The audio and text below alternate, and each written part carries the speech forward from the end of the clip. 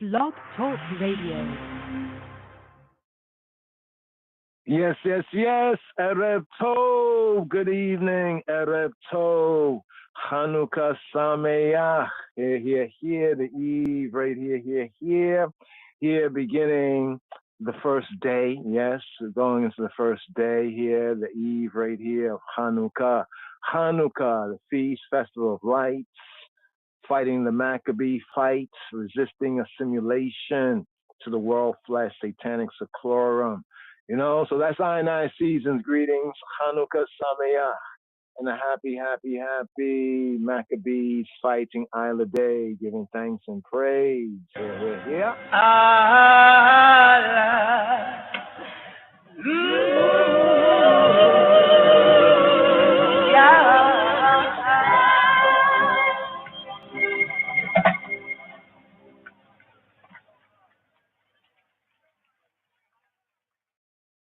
Here, Ras Maisha, fight a war, spiritual war, right here. J-Pad the Juggernaut.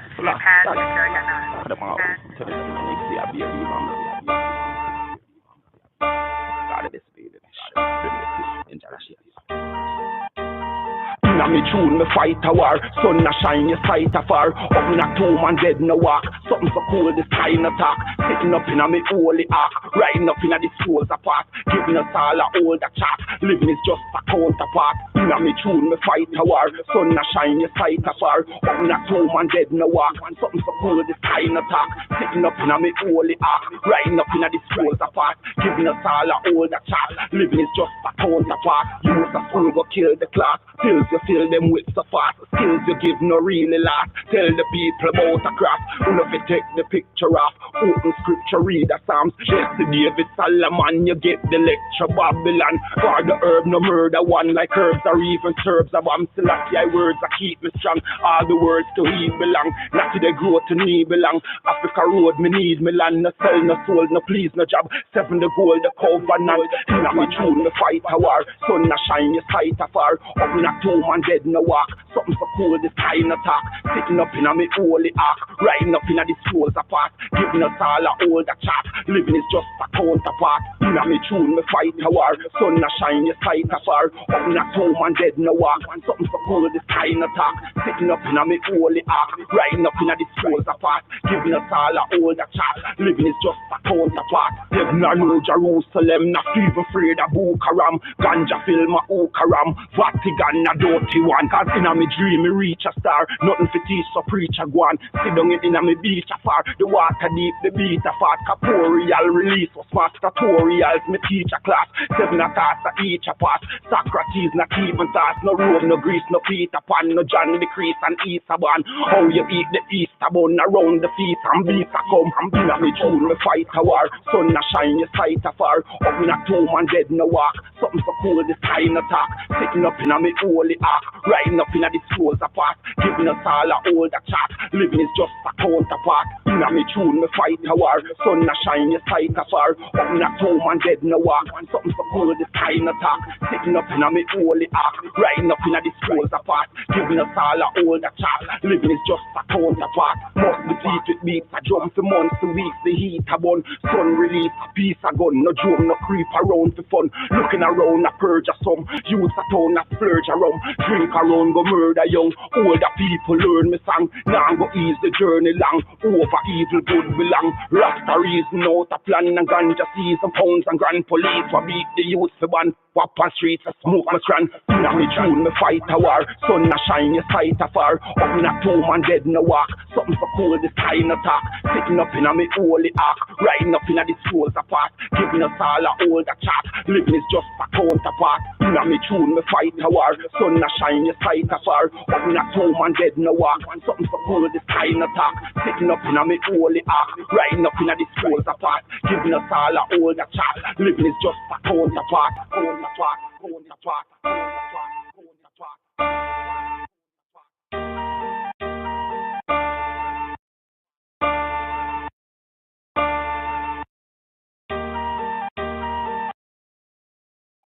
Hanukkah Sameach. Here, and the reason for the season.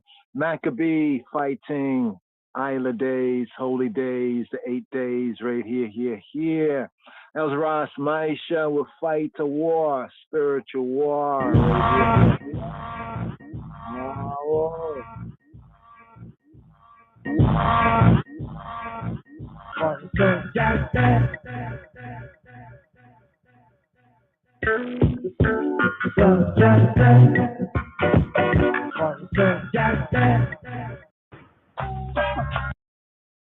So here, Yankee B featuring Keyman Marley.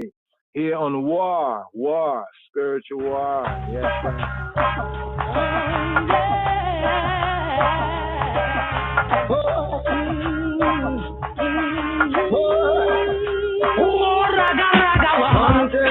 The velocity that shows one right to be real and another inferior.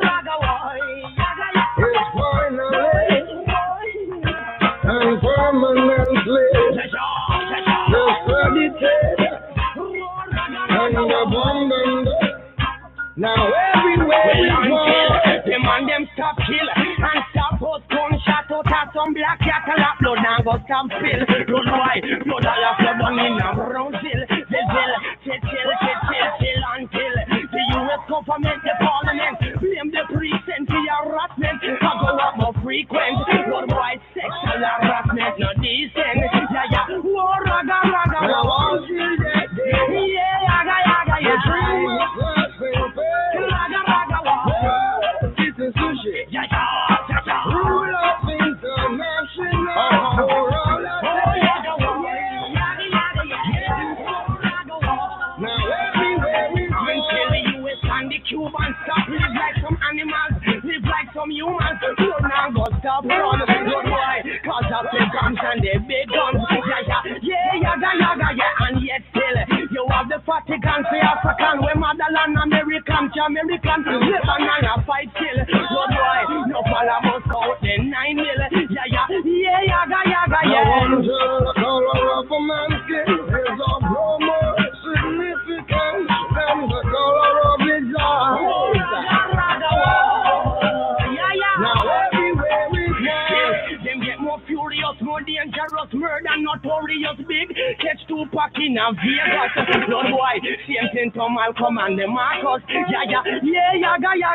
Yet still, Potaki signed the death bill. Gunman still a kill and a kill. Blood a belong in a brown jail. Blue pill, and me till man just not chill. Yet still war, raga, war. The velocity that shows one right superior.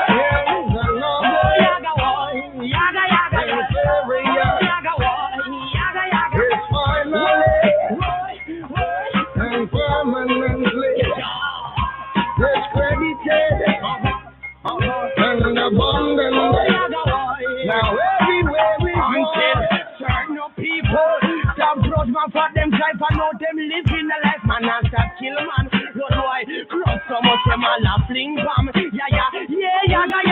me glad say Yankee been there, me done that. If I gun that, me no want that, me no need that. Road boy believe that. Yeah, came on the road boy no play that. Yeah.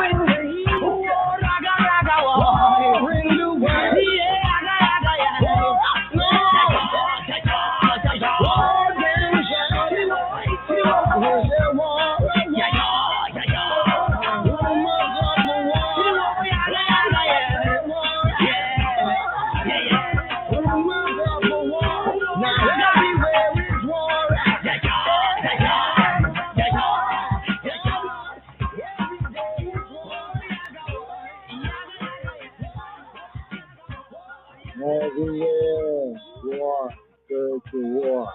We're not taking no delight in war, you know. Scatter thou the people that delight in war. Princes shall come out of Egypt. Ethiopia shall soon stretch out her hands unto God. Sing unto God, ye kingdoms of the earth. Oh, sing praises unto the Lord. Selah. እንዲሁም የዘር ልዩነት በሚመለከት ረገድ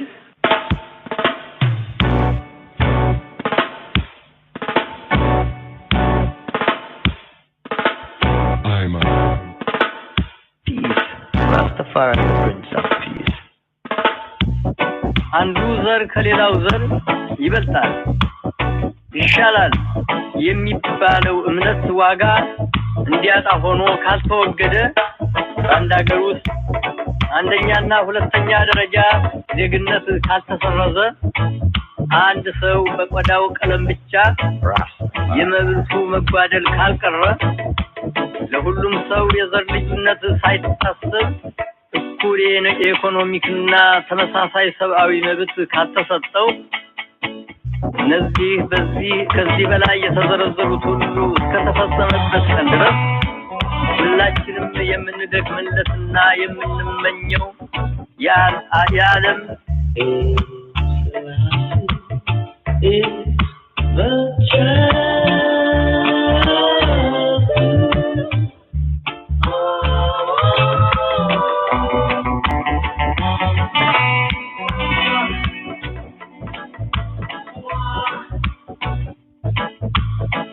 በሕግና በደንብ መተዳደር ሊደረስበት የማይቻልና እንደዚሁም በዓለም ላይ ሰላም ጸንቶ እንዲኖር የምናደርገው ሙከራ ሁሉ ባዶ ምኞትና መና ሆኖ የሚቀር ግብ እንዳይሆን የሚያሰጋ መሆኑ አስተምሮናል። በደቡብ አፍሪካ፣ በአንጎላ፣ በሞዛምቢክ የሚገኙ ወንድሞቻችን ካሉበት የባርነት ቀንበር ነፃ እስኪወጡ ድረስ መላው አፍሪካውና እስያኖች በዓለም ሸንጎ በእኩልነት ደረጃ ድምጻቸው እስኪደመጥ ድረስ የአፍሪካና የእስያ ክፍለ ዓለም ሙሉ ሰላም አላቸው ለማለት አስቸጋሪ ይሆናል።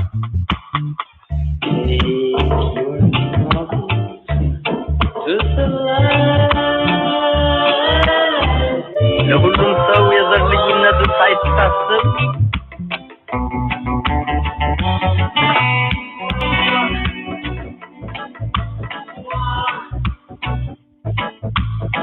እኛ አፍሪካውያን ትግላችንን አናቋርጥም። በመጨረሻም መልካም መጥፎን ድል እንደሚነሳና እኛም እንደምናሸንፍ ጥርጥር የለውም። የዘር ልዩነትና ጭቆና የቅኝ አገዛዝ መሰረቱ ኢኮኖሚክ ነው። እንደዚህም አሰቃቂ ተግባሮች የሚወገዱት በኢኮኖሚክ መሳሪያ ነው። በአዲስ አበባው የአፍሪካ መሪዎች ጉባኤ የአፍሪካ አገሮች ዋና በቅኝ አገዛዝ ስር የሚገኙት አፍሪካውያን ካሉበት የባርነት ቀንበር ነፃ ለማውጣት በሚያደርጉት ትግል እንዲረዷቸው በማለት በገዢዎቻቸው ላይና ሙሉ የኢኮኖሚ ሳንክሲዮን እንዲደረግ ወስነው በስራ ላይ አውለውታል።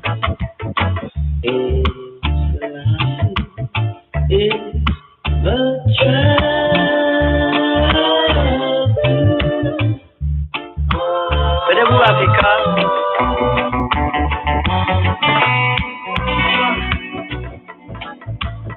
ይህ አደራረግ እነዚህን እንቢተኛ መንግስታት ወደ ማሰብ መንገድ የሚመራቸው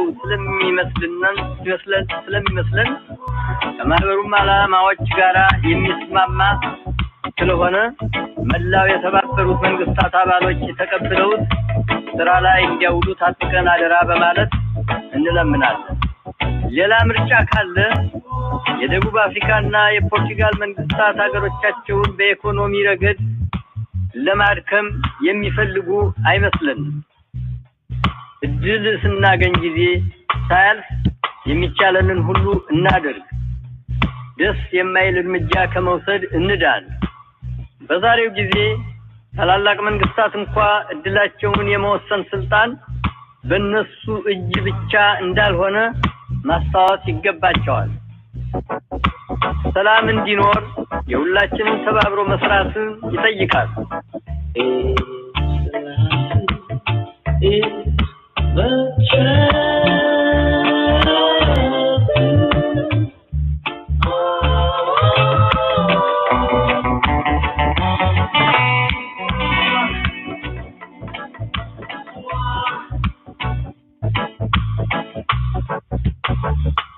የመጀመሪያውን እሳት የሚችለው ማን እንደሆነ ይታወቃል።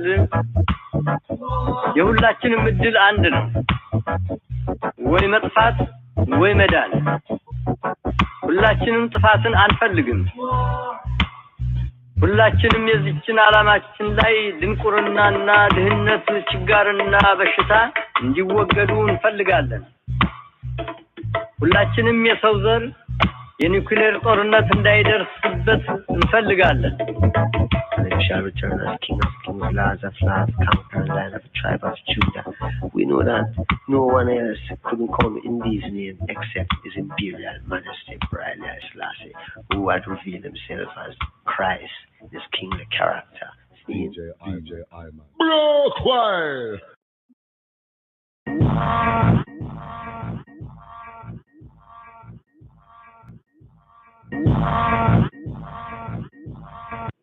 These are those that were numbered, which Moses and Aaron numbered, and the princes of Israel, being 12 men.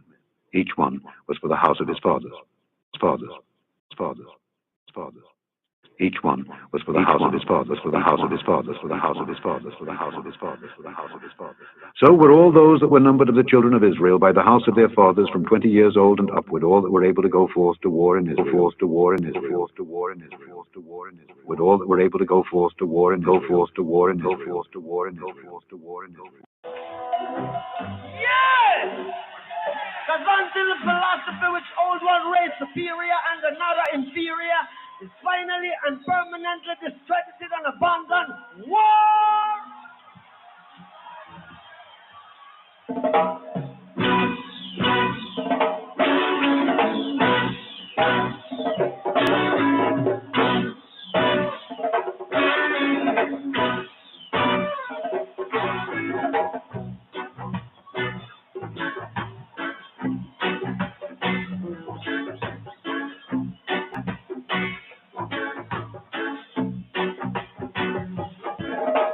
Until the philosophy which old one race superior and another inferior is finally and permanently discredited and abandoned. Well, everywhere is war. It's war. And until there's no longer first class or second class citizens of any nation, and until the color of a man's skin is of no more significance than the color of the size, I've got to say war here.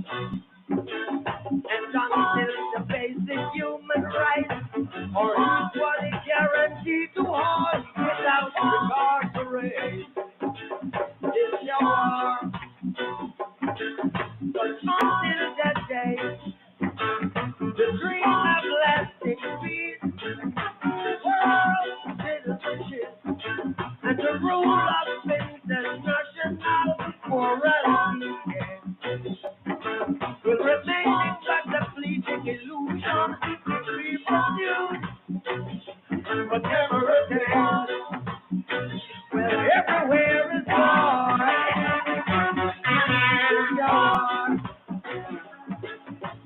War in the east, war in the west, war up north, war down south.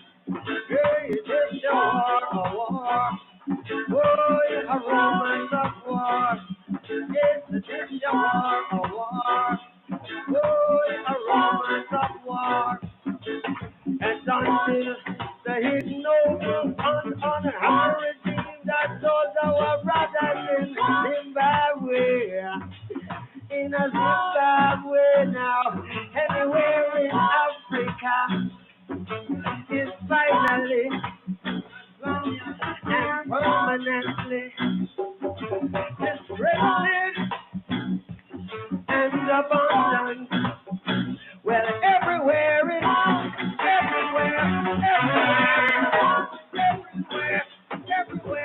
war in the east, war in the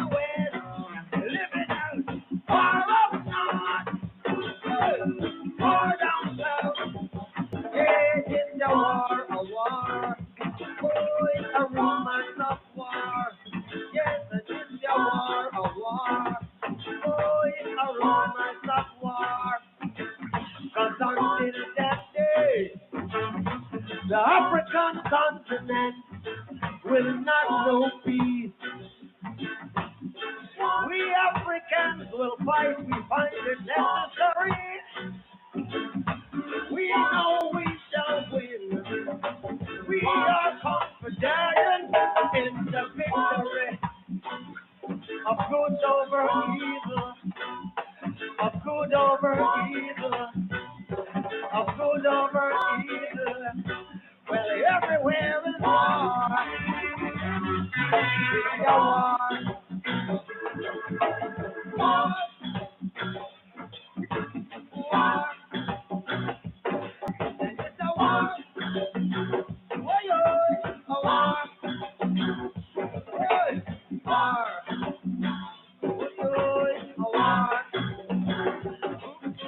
A war. War.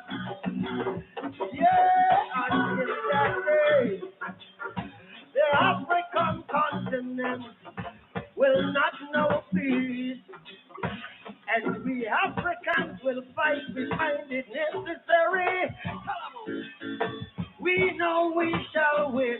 You know, we are confident in the victory. Come on, man. Of good over evil. Yeah. Of good over evil. Of good over evil. Well, everywhere is everywhere is well, everywhere.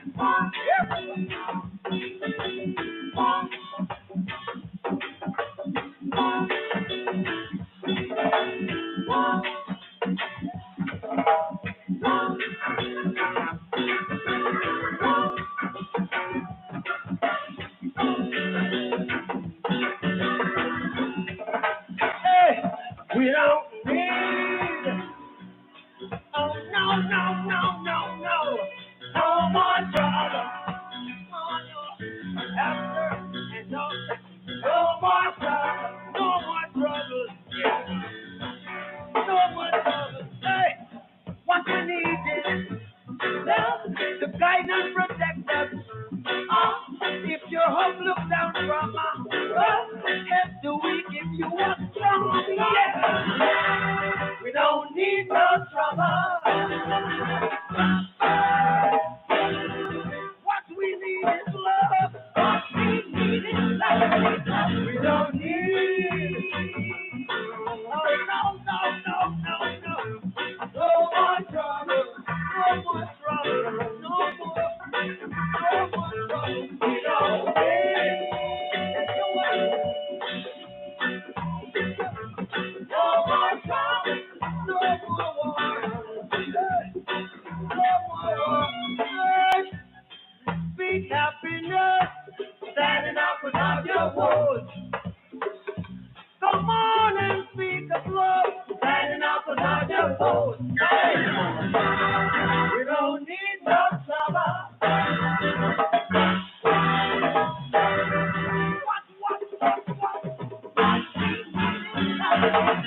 No, we don't need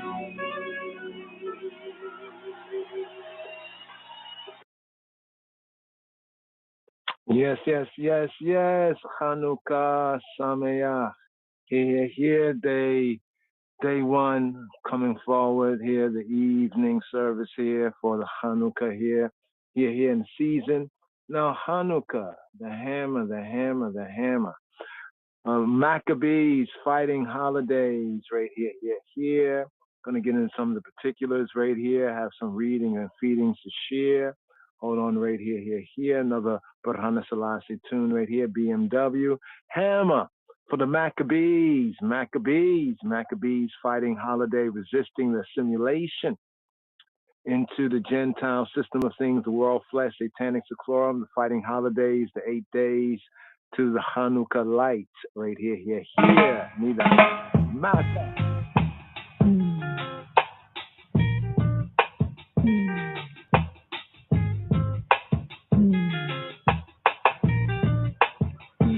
They just keep holding me, won't let go. Holding me, won't let let go. I need armor to armor them down. I need a armor to ram them down. They just keep teasing me, and you know they play like they don't know, provoking me. But this is all I know. I need a armor to ram them down. I need armor to armor them down.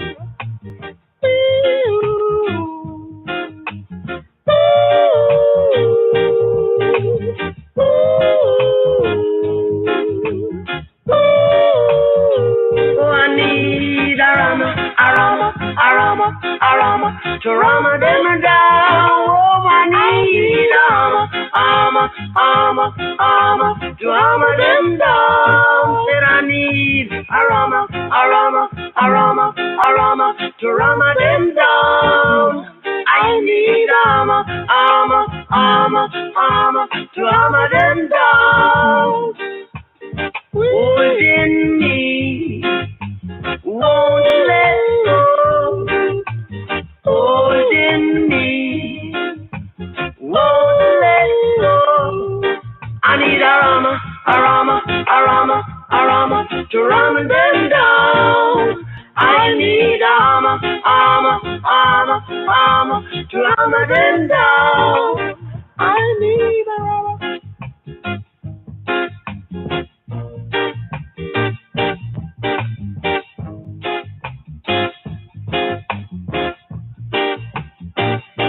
I need armor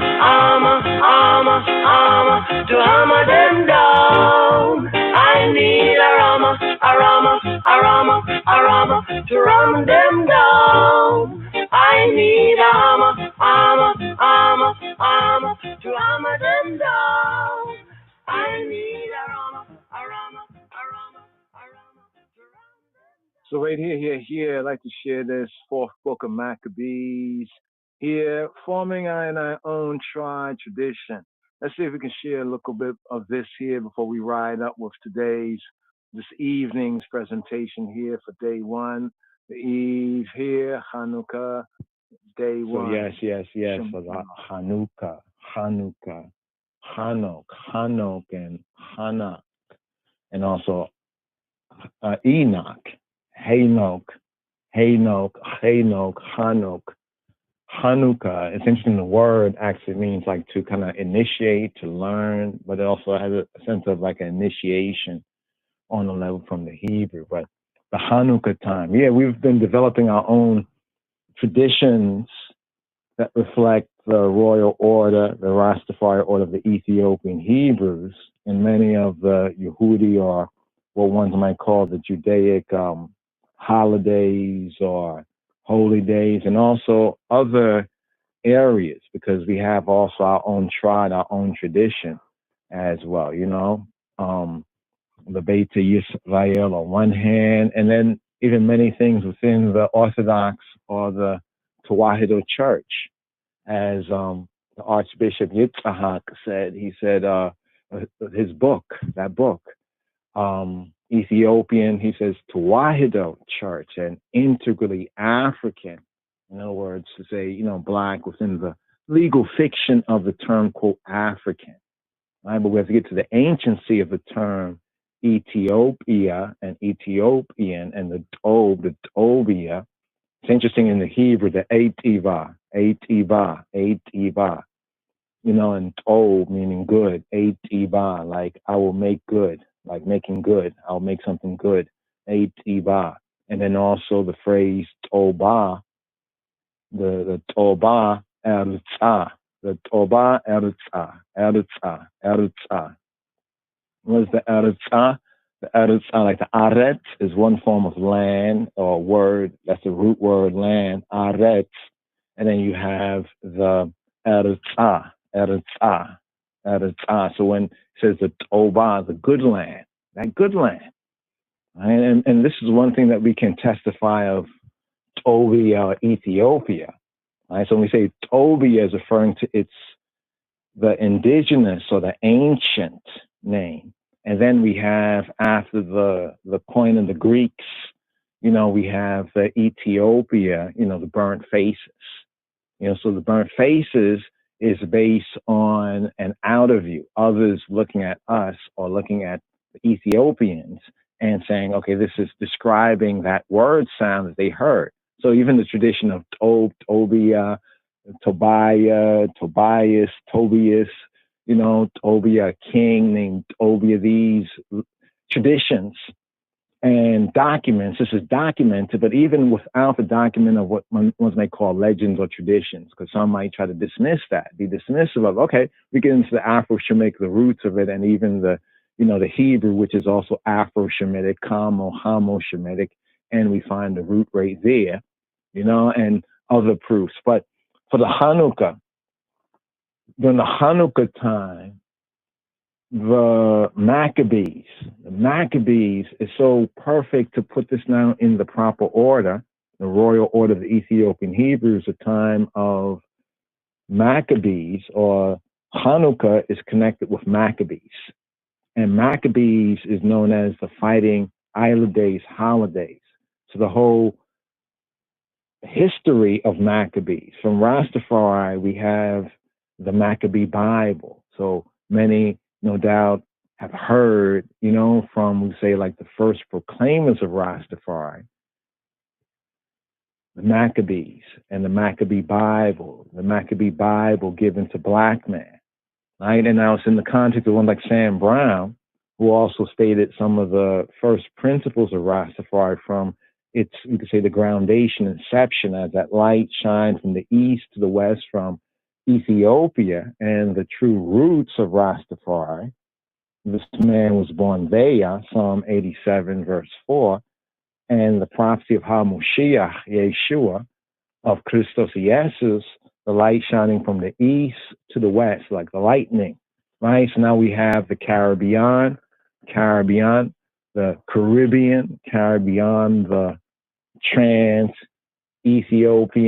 Ethiopic Ocean, right? So we have the Ethiopian, the Ethiopic Ocean. We have the prophecy, Deuteronomy chapter 28, verse 68, into what this new, or this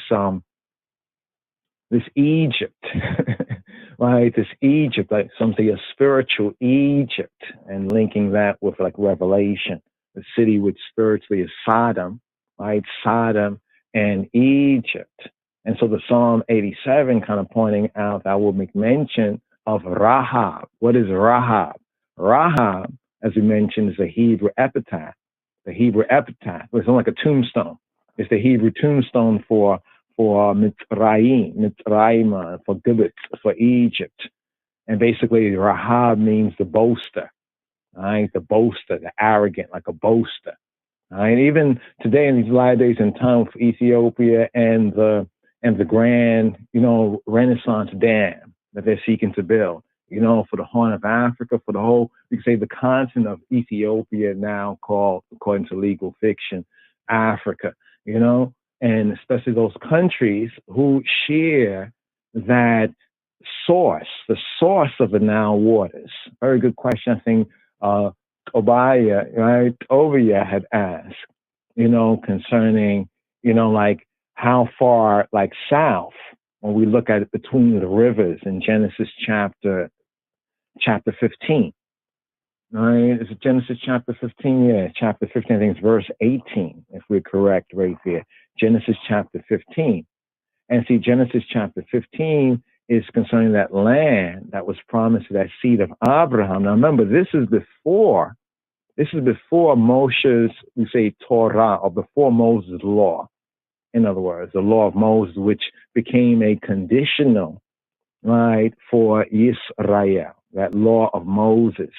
Right, but now in the Brit Chadasha, as Hawariah Paulos, as Rav Shaul, as the Apostle Paul, Shaliach, Hashaliach, Shalach, the sent, one sent, the apostles, as they have also mentioned, it reverts, right, to that first word that was promised to Abraham, and not just to his so-called physical seed, It's physical seed, but to the spiritual seed, that spiritual seed, right? Born again, the first birth from below, from the mother, from below in the depths of the earth, and then born again from above. You must be born again, that regeneration, following the Son of Man in the regeneration, the second coming, the second advent.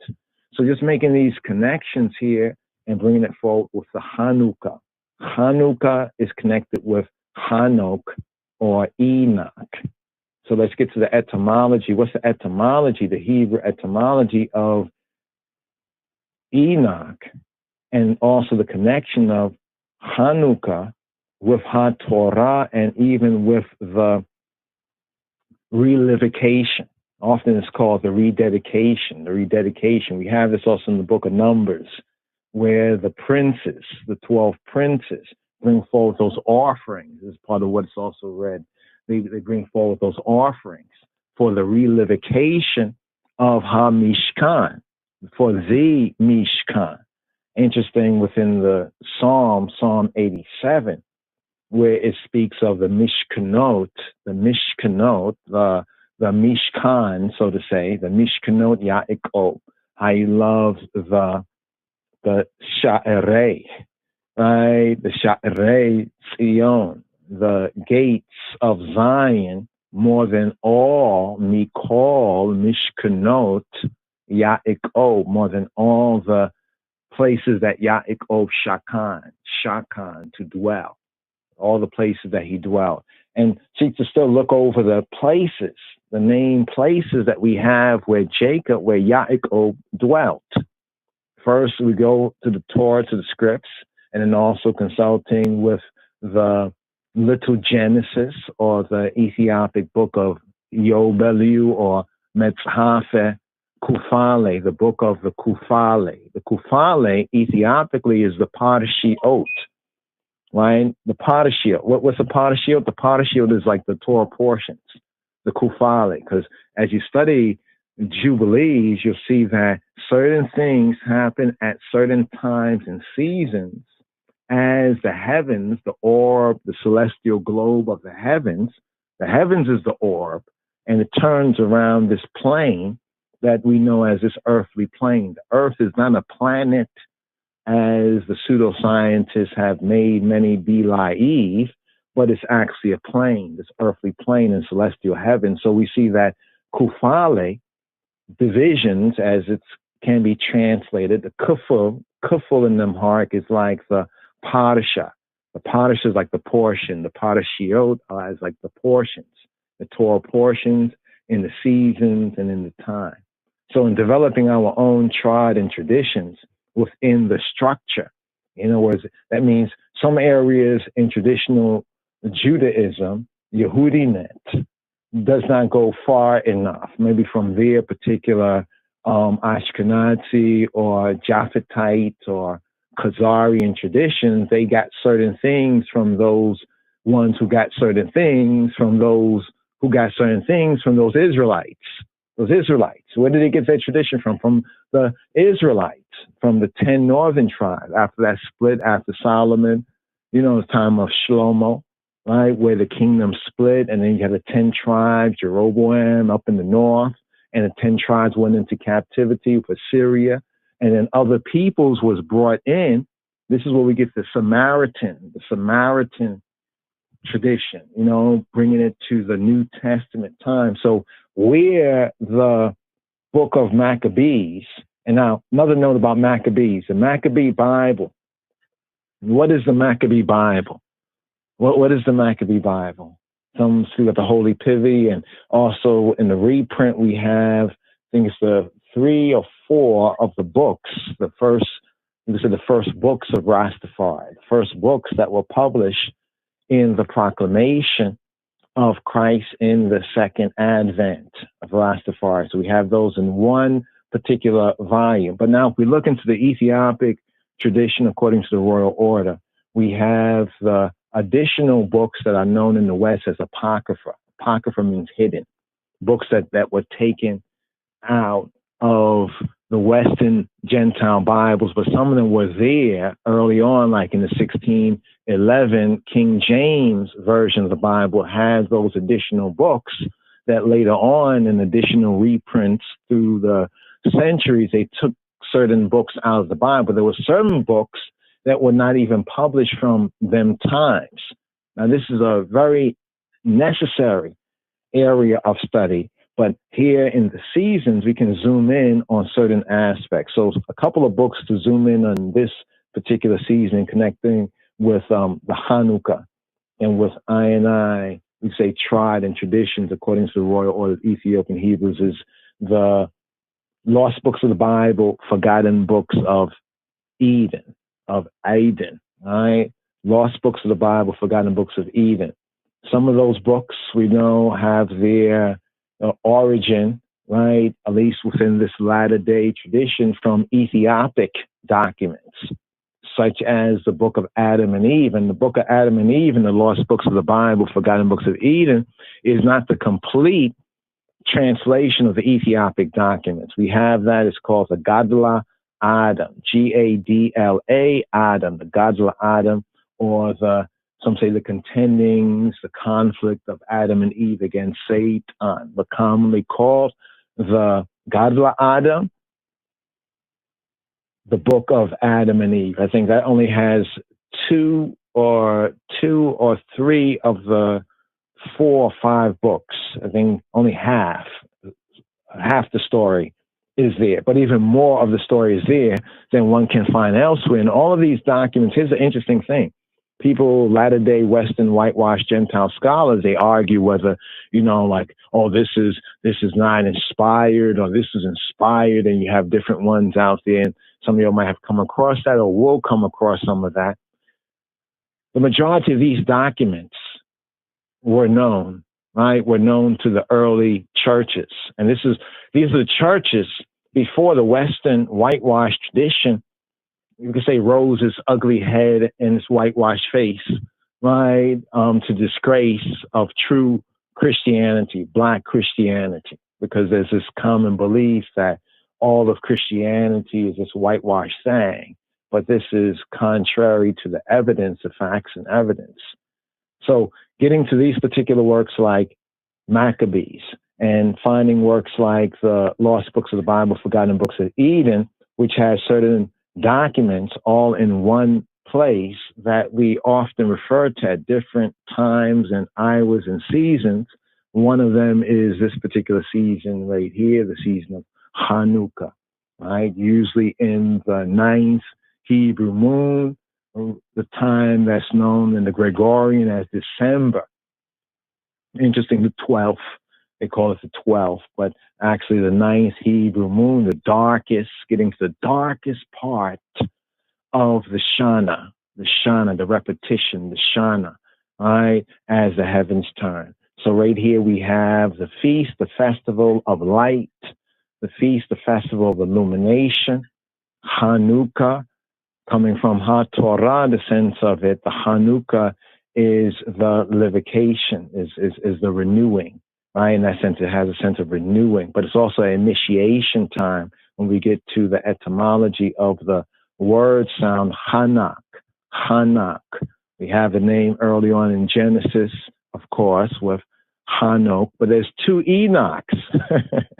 There's 2 Enochs, yes. And this is interesting because there's 2 Enochs, and Maccabees, Makkah, like a hammer, like Madosha.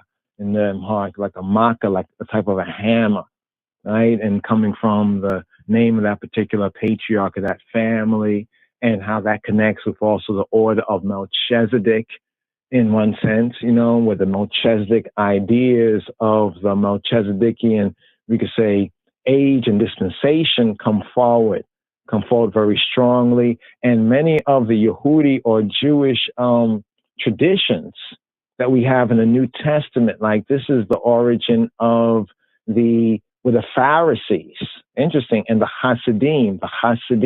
Well, the Hasidim is, of course, much older. When we study Hebraically, we have even Jacob in his prayer in, I think, the 8th Torah portion, reading and feeding, says that he is not worthy of all the Hasadim, of all the mercies, the Hasadim, point as Hasadim, right? The mercies, the Hasidim, those who have received favor, undeserved merit. So this New Testament sense of grace, right? The Brit Hadasha, Brit covenant Hadasha, renewed.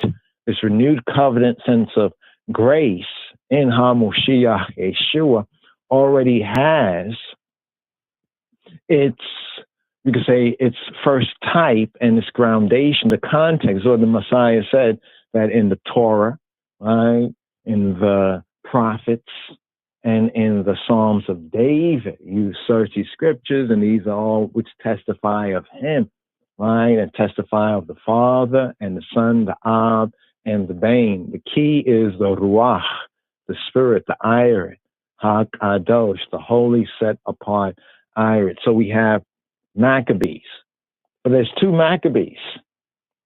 Similar to two Enochs, there's the Enoch, this is interesting, the Enoch of Cain's line. Remember that Cain, the murderer, the first murderer, the one who started fratricide, you know, brotherly, we could say violence or brotherly killing. Frat is brother, frater, I think in the Latin, and side means to kill, right? Slaying of brother. He fled to this land called Nod or Nod. Right? He fled to this land called Nod or Nod, and there he built a city, and he named it after his son Enoch. He named after his son Enoch. But then we have the real, we say the true Enoch, or the Enoch of the B'nai Seth, or Seth, right? Of the Seth line of the true, we could say the true Adam. So even here, man, now we get the idea of the two truths. We get Adam, Aleph, Dam, and then we get these two different lineages. And both lineages has someone named Enoch. All right, but now when we talk about the book of Enoch, or the Ethiopic book of Enoch, the Mitzvah Hanok, we have this link from the true line. But then we also have what they call Enochian magic. Some might have heard about this, and different angel, or allegedly reported to be angel ciphers, language, so forth and so on. So this is another tradition. So if you just go and generally search on Enoch, or even drop magic or book of Enoch, and you'll find a lot of this. There's two particular traditions out there. With Maccabees, there's two particular books of Maccabees. There is the popular one within the Western Gentile tradition, and we're not disclaiming this particular document, but then we have the Ethiopic tradition as well, right? And it's interesting when we start to study both of these traditions, and also in the lost books of the Bible, the forgotten books of Eden, we also have documents related to the Maccabees. I think this is called, what is it, the fourth book? It's the fourth book of Maccabees, right? The fourth book. So even a study of Maccabees is very interesting, is very rewarding, right? As we collect these documents and start to look at them and put them into their respective and respective order. But for the Hanukkah is the fourth book of Maccabees. The fourth book of Maccabees, one chapter. I think we have, how many chapters do we have here? We had done this in a few traditions already, a few tribes already. Very rewarding, right? A chapter, literally we could say a chapter a day, right? So here we have 8 chapters, the 8 chapters, and we have, you know, these 8 days. They said the oil, that 1 day's worth of oil, of shemen, of zayit, right, lasted for, they say 9 days, right? 9 days, right? So there's this tradition, but the 8 chapters here is ideal, a chapter a day during this, the darkest, right? The darkest time naturally of the year, the longer nights, right? This is also known as a season or a time of the Midrash, the Rasha, Midrash, the Dirsana, the studies, time of the studies.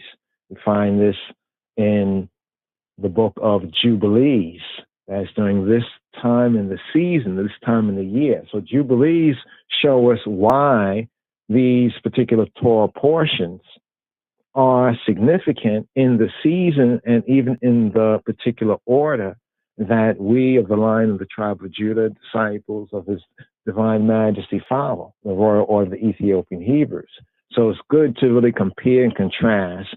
And of course, there's a lot of information, but when we do it within the season at the particular time and season, we can really take a little more time to zoom in and focus on certain subject matters, like for Hanukkah, for the Maccabees fighting holiday, focusing on certain of the documentation, the information, also the Torah portion with like Yosef and Joseph and with the sons of Yisrael, especially with Yosef and Joseph's story. We also have the testament of the 12 patriarchs. Once again, that's found in the lost books of the Bible and forgotten books of Eden.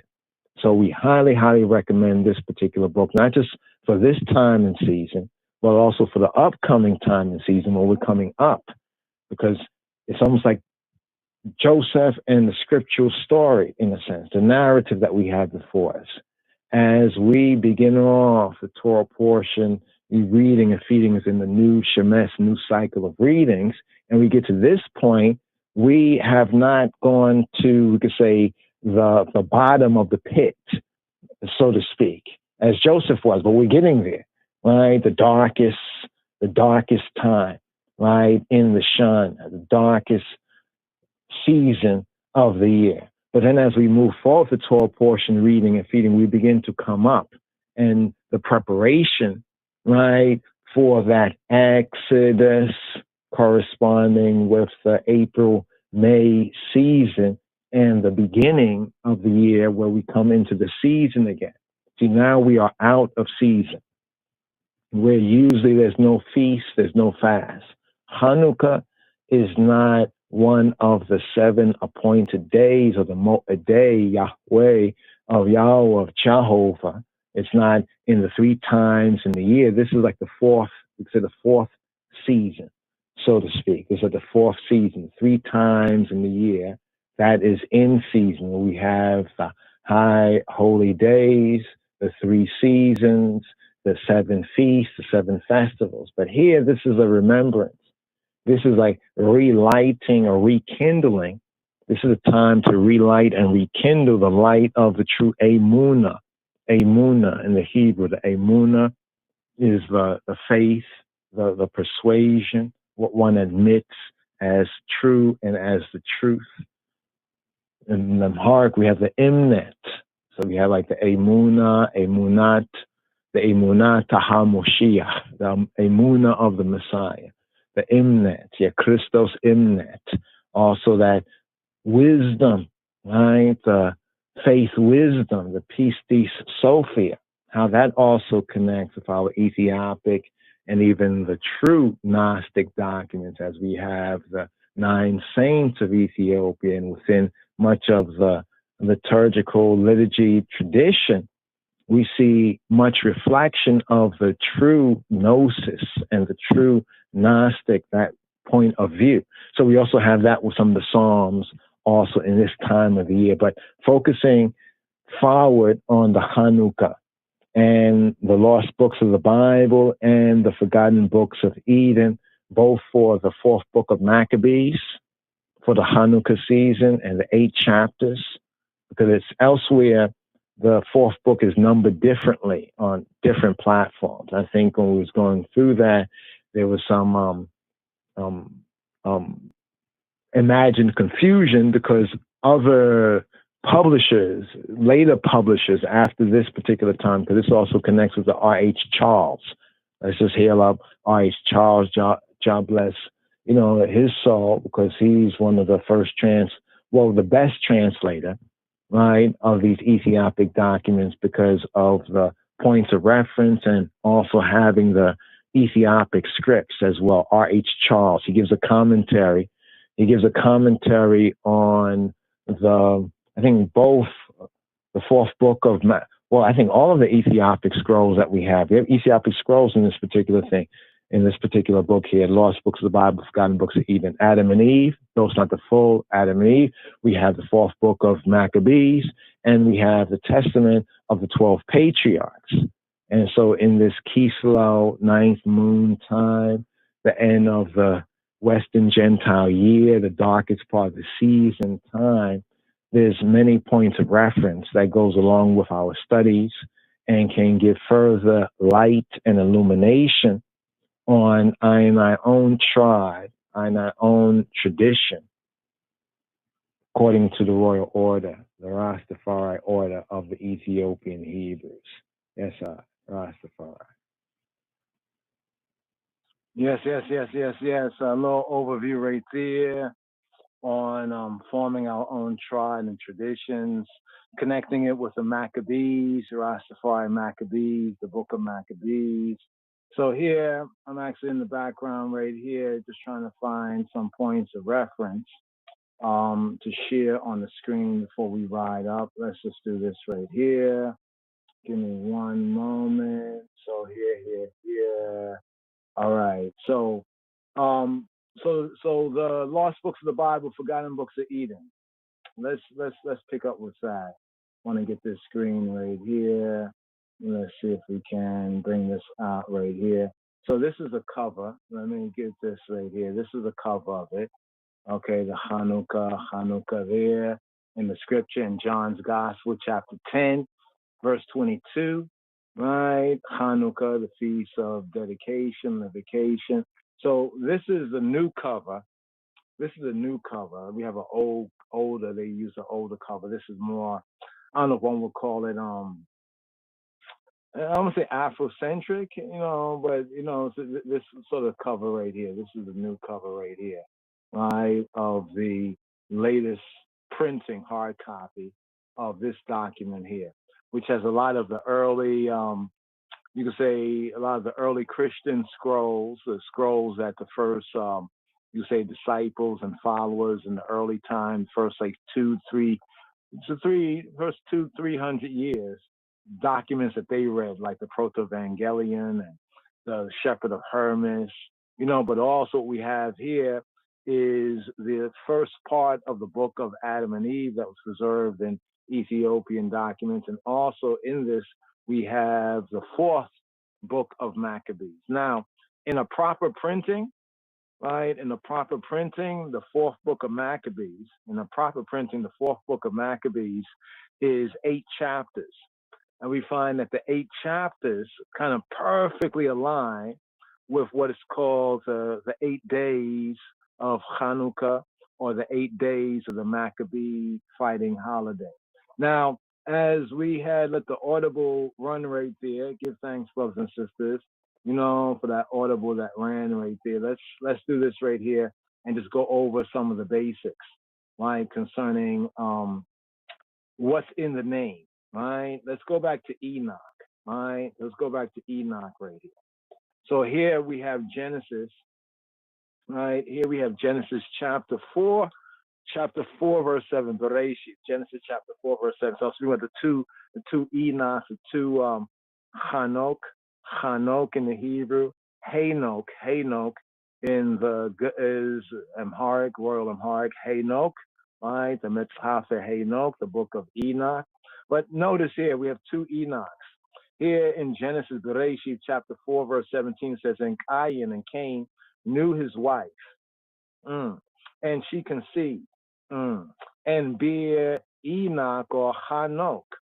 And he builded a city and called the name of the city after the name of his son, right? Hanok or Enoch. So here, look at the note. Here they have the note Enoch in the English, anglicized as Enoch. In the Hebrew is Hanok. All right. So here, let's go into the name of Hanok. So we have the H2585. The H2585 for the disciples, the Talmudim for their studies. Keyword here, the H2585. Hanok. Right? Hanok. right? BDB brings out for H, right? Just as Hanok or Hanok, more correctly, more full tone, full vowel, Hanok, right? So here they have BDB definition, Brown Drivers Briggs definition says dedicated. Now, of course, we say born and dead, but livicated, dedicated, right? But here we'll get into the meaning of that in the true Hebrew context translated into the English. So first we have the eldest son of Cain, right? Noun, proper, masculine. Then second entry, we have the son of Yared, and the father of Methuselah, right? Whom Ha-Elohim took, the true good, the true God took, right? It says, took home to heaven without dying. So this is the Enoch, right, of the book of Enoch. This is the Enoch of the line of Seth, right? You know, here, then we have thirdly, right, it says the city that Cain built and named after himself. Well, actually, the script says after his son, right? But that's also a noun, proper, locative. So we have it as a noun, proper, locative, and as a noun, proper, masculine. I don't know why they say noun, proper, locative right here, because it's not a location so much, but it's a man, so it's a noun, proper, masculine. So sometimes you'll notice that even in the the definitions, you see some things that might be an error, human error, whatnot like that. But the fourth entry for Hanok is the son of Median, the third child. You see what it says, noun, proper, masculine. So it's like a noun, a name to say, right? Noun, name, proper, masculine. That noun is like a name, right? But fifthly, right, the eldest son of Reuben. So Reuben, right, very instrumental in parts of the narrative of the Joseph story here in the season of time of Hanukkah, right? We have the eldest son of Reuben, noun, proper, masculine. So here, going down to the Strong's definition, so we can understand what does this term Hanukkah mean. So often when we say, well, Hanukkah is the feast, the festival of lights. That's in the Judaic tradition, right? But what is the meaning, right? So the connection of Hanukkah with Hanok, right? Or the biblical Enoch. So you see the Brown Drivers Briggs we just touched on here, the Strong's definition says it's from the H2596. We're about to go there. But first here, right, to the H2585, it says initiated. Hanok here is defined as an antediluvian patriarch. Basically, that is to say, antediluvian, simply put, is before the flood. Before the deluge, diluvian, right? Before the deluge. He was a patriarch before the flood, right? So we have Hanok. So you see the connection of Hanok meaning initiated. So here, let's get to the root of the name Hanok. Clicking on the H2596, we have from Hanok, the name, to the root, Hanak, right? What does Hanak mean? Hanak, BDB, Brown Drivers Briggs definition, to train, to dedicate, to inaugurate, or we prefer to train or to livicate or to initiate, We don't check for that word inaugurate because they say inauguration has to do with auguries, which was kind of a heathen practice of other nations, like the Romans. They had auguries, where they would try to know the future, by taking some birds and cutting them up and looking at their intestines. A really weird, other gods and satanic kind of thing right there. Be that as it may, we don't really like the word, check for the word inauguration or inaugurate. I mean, not for our things. For their things, okay, they probably still doing auguries.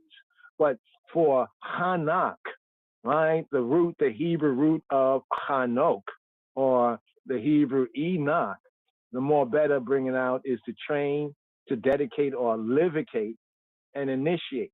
But look at this right here, getting to the Kal root.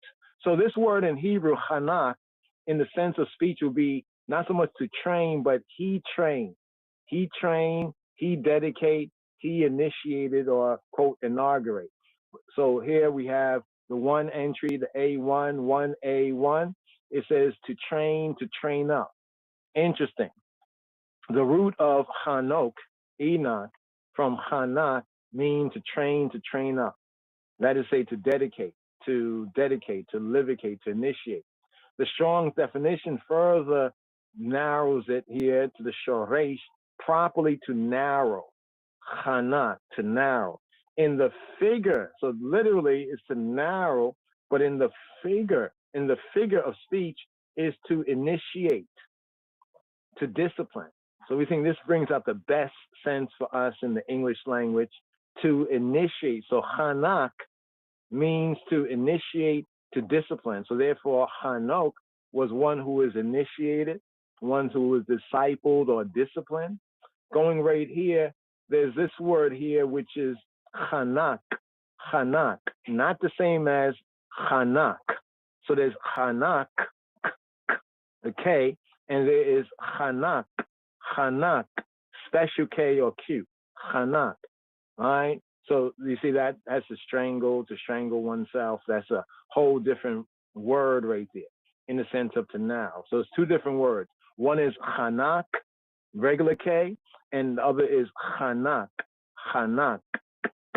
the special K or the Q, right? So that first things first. So here by going to Genesis 4:17, we see Cain's son, the first Enoch, right? They say the first things is man's best, but the latter things is Yah's blessed. So we first get this Enoch here, right? This is the son of Cain, the son of Cain, the murderer from the beginning, right? And then it says right here, and to Enoch were born, this is the same Enoch, right, from Cain's lineage, the two lines, two lineages, the lineage of Cain, right, or the Cainites, and the lineage of Seth. But then we get to chapter 5, verse 18, it says, and Jared, right, or the Hebrew Yared, lived 162 years, and he begot Hanok. So this is our Enoch right here, all right, the second one in the scripture named Enoch. Hanak, right, Hanak, and they speak about Hanak there, and then here in 522, and Hanak walked with Ha Elohim, the true good, the true God, after he begat Methuselah, 300 years, right, and begot sons and daughters.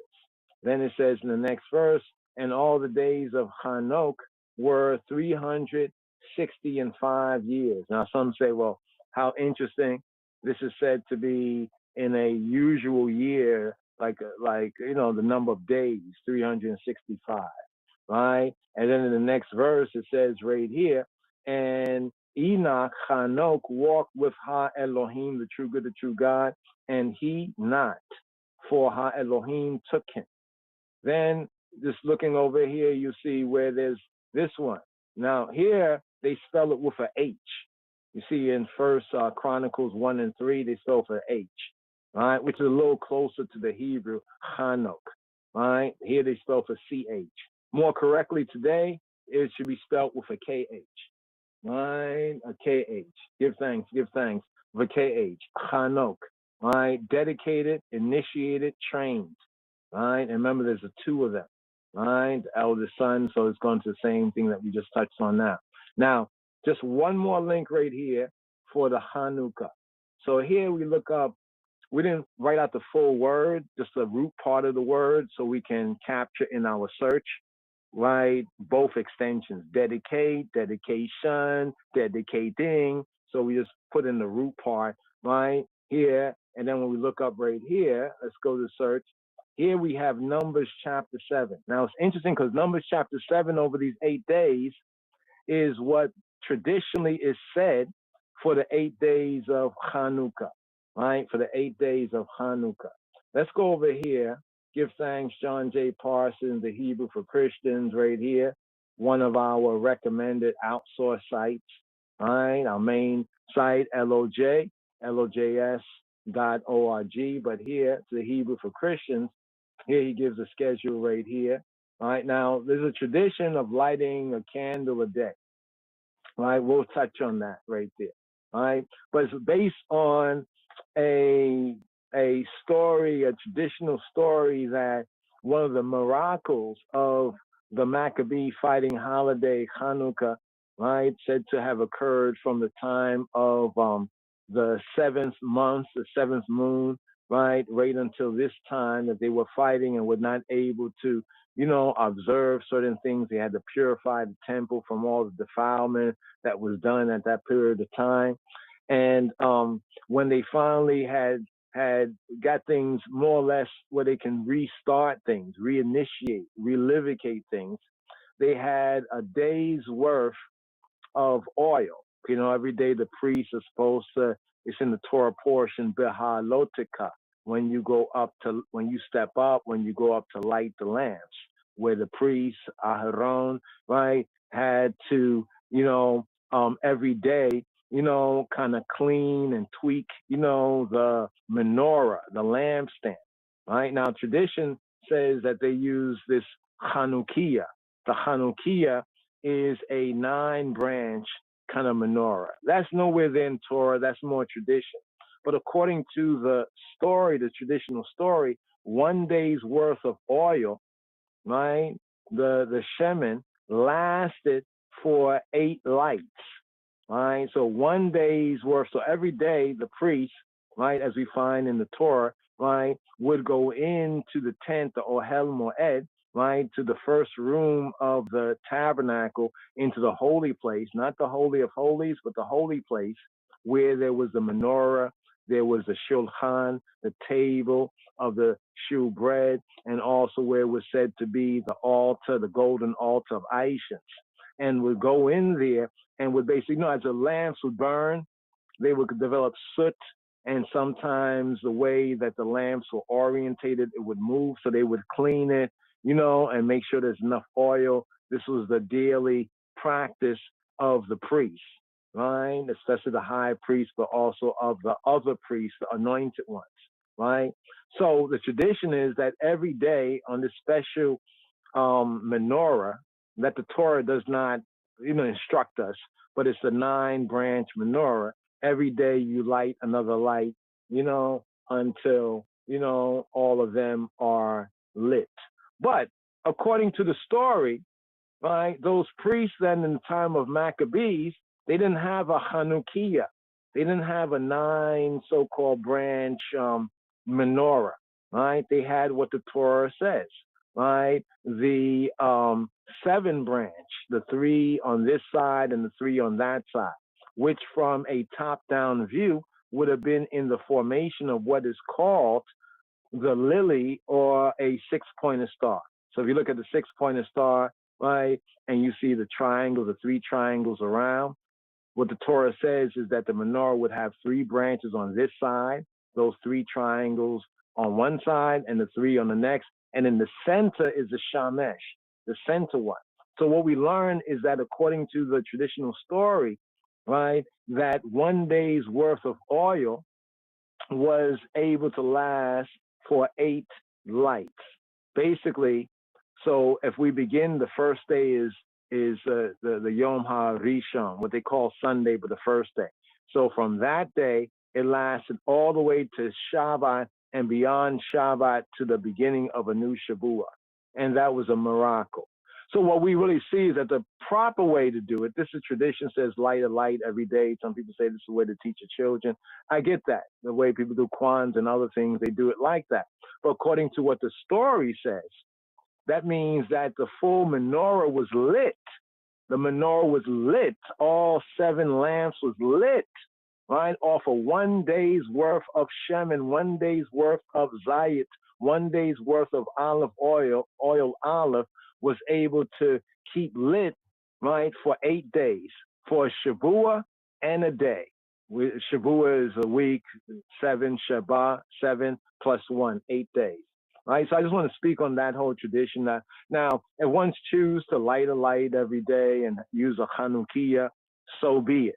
Right, this is not specifically a commanded holiday, but it is in the tribe, right, giving thanks and praise for how Yah worked in all of his ways to secure the way of the Beta Israel and the Judahites, the tribe of Judah. Now here, scrolling down here, still on the brother's page right here, Hebrew for Christians, all right, and I wanted to show you this right here. Here's the reading. I don't know if you can see this right here, the reading. So here we're at day one, right? Day one, all right, which corresponds, interestingly enough, the Hebrew Kislev, right? Kislev, Kislev is the ninth month, the ninth moon, counting from the first moon, the first month, right? The April, May time. So now we're here at the ninth moon, the ninth month, right? And it's on the 25th of the ninth moon, the ninth month, according to the lunar solar. Now notice how this alignment is this year. So Kislev 25 this year, usually it's maybe like a week or so before, right? The time of the Gentile so-called Christmas, right? But here it corresponds right with the 25th. Isn't that interesting? Let me show you right here. So you see over here, for ones to see right here. So when we align the lunar solar with the Gregorian, we find that in this year, this season, 2024 year, it lines up. 25th, the lunar solar and the so-called Gregorian lines up for the 25th. Just want to point that out. All right. So we have day one right there. All right. Then we have the numbers, right? The Maftir, the Torah reading from Numbers chapter 7 for day one, right? Verses 1 to verse 17. The Haftarah, there's not a Haftarah appointed. The Haftarah is usually the prophet's reading. But I'm sure, you know, we can find areas from the prophets to bring out the essence and the essential truth, right, of what this day, this season is for. But we also have this in the Brit Chadasha. I ain't going to touch on that right here. Just going on an overview right here as we continue, right, to form our own tribe, our own tradition. So for I and I, right, of the new name, precious name, right, Rastafari, right, from that root right there, we have the Maccabee, right, the whole tribe among the roots of Rastafari, of Maccabees and the Maccabee Bible. So we can unpack that as well. But here, I want to show you this right here. So in day one reading, we're at the eve right here, right, on the eve, right, here this time this season, it's the 25th, right, and also the Hebrew month, the ninth month, this is the 25th of the ninth month, that corresponds to the Gregorian 25th, right. Here in the Torah reading, we have Numbers chapter 7, right, from the Torah reading, chapter 7, verse 1 to chapter 7, verse 17. One might ask, well, why Numbers chapter 7 is read, right, throughout these 8 days, right? Well, look at this verse here. Numbers chapter 7, verse 10. And the princes offered, the princes, right, the Nasi, Nasim, the Nasim, plural, the Nasi, a prince, Nasim, princes. And the Nasim, right, the lifted up ones, the leaders, the prince, the chiefs, and the Nasim, right, they offered for what it says, dedicating, right, of the altar, right, in the day that it was anointed. In the day it was what? In the day it was anointed. Even the princes offered their offering, lifnei, right, before ha-mizbeach, right? So let's just do this right here, just for a moment right here. Let's bring out the Tanakh right here. Well, actually, let's go Tanakh heavy, right? There we go, right there. So here it says, Wayikribu ha-nisaim, right? And they offered the princes, Wayikribu ha-nisaim eta Hanukkah, they offer the what? The Hanukkah. Now here, Hanukkah is Hanukkah. In Hebrew, when we say Hanukkah, this will mean the Hanukkah of, right? The Hanukkah of, the dedication or the consecration, the initiation of. Hanukkah ha-mizbeach, the Hanukkah, right? The dedication, right? Or the initiating of Hanukkah, right? Ha-mizbeach, of the altar, right? Of the altar. Beyond me sha beyond himashach. Beyond himashach. Himashach come from mashach. Mashach is to smear, to anoint. In the day, beyond the yom, the day, himashach. Himashach, that it was anointed, right? Beyond himashach. Himashach, right? Oto, it, him, right? Why yikrebua hanasiim, and they offered, the princes offered, why yakrebu hanasiim et kerbanam, right? Kerbanam, right? Their what? Their kerbanam, their korban, their korban, kerbanam, their offering. Kerbanam would mean the offering. Literally, the word korban come from the Hebrew karab, right? What is karab? Karab, right? Karab means to come near, to approach. Karab, like Krav Maga, right? But karab, to come near, to bring near, right? So the offering in Hebrew, the korbanam, is that which they brought near to the altar, that which they brought as a sacrificial present, their oblation, that is their offering. Literally, what they brought near, bringing it near, right? Wayakribu hanasiima eta karbanama lifneya hamizbeach, and they brought their offering lifnei, in front of, before, right, in the face of hamizbeach, in the face of the altar. So we want to just go there, right there, right there. Let's do this right here. So the first place we have right here, right, in Numbers chapter 7, verse 10, and that's the Hanukkah. All right, so here we go, the Hanukkah. All right, the Hanukkah. You see Strong's bringing out as the initiation. So the Hanukkat HaMizbeach that we read of in Numbers chapter 7, verse 10, the dedicating of the altar is the Hanukkah, the initiating of the altar. And it was initiated by the princes bringing forward, right, their offerings. All right, but notice the connection with the root Hanak, to train up, to dedicate, to livicate, also with to initiate, and also to discipline, in the sense of to dedicate, to train up, right? So as we go through this right here, notice this. This is the chapter that we would read for Hanukkah, right? And notice that this is the first Hanukkah here in Numbers chapter 7, and that was the dedicating or consecrating or initiating of the altar. So here it says in 784, after going through all the readings as we will go through for each of the days, let me show you this right here. So you see right here, let me bring it out so you can see it in context. All right, you see Hanukkah day 1, you see day 2 reading, right? Then we have day 3 reading, right? Then we have day 4 reading, right? Then we have day 5. Notice it's all Numbers chapter 7.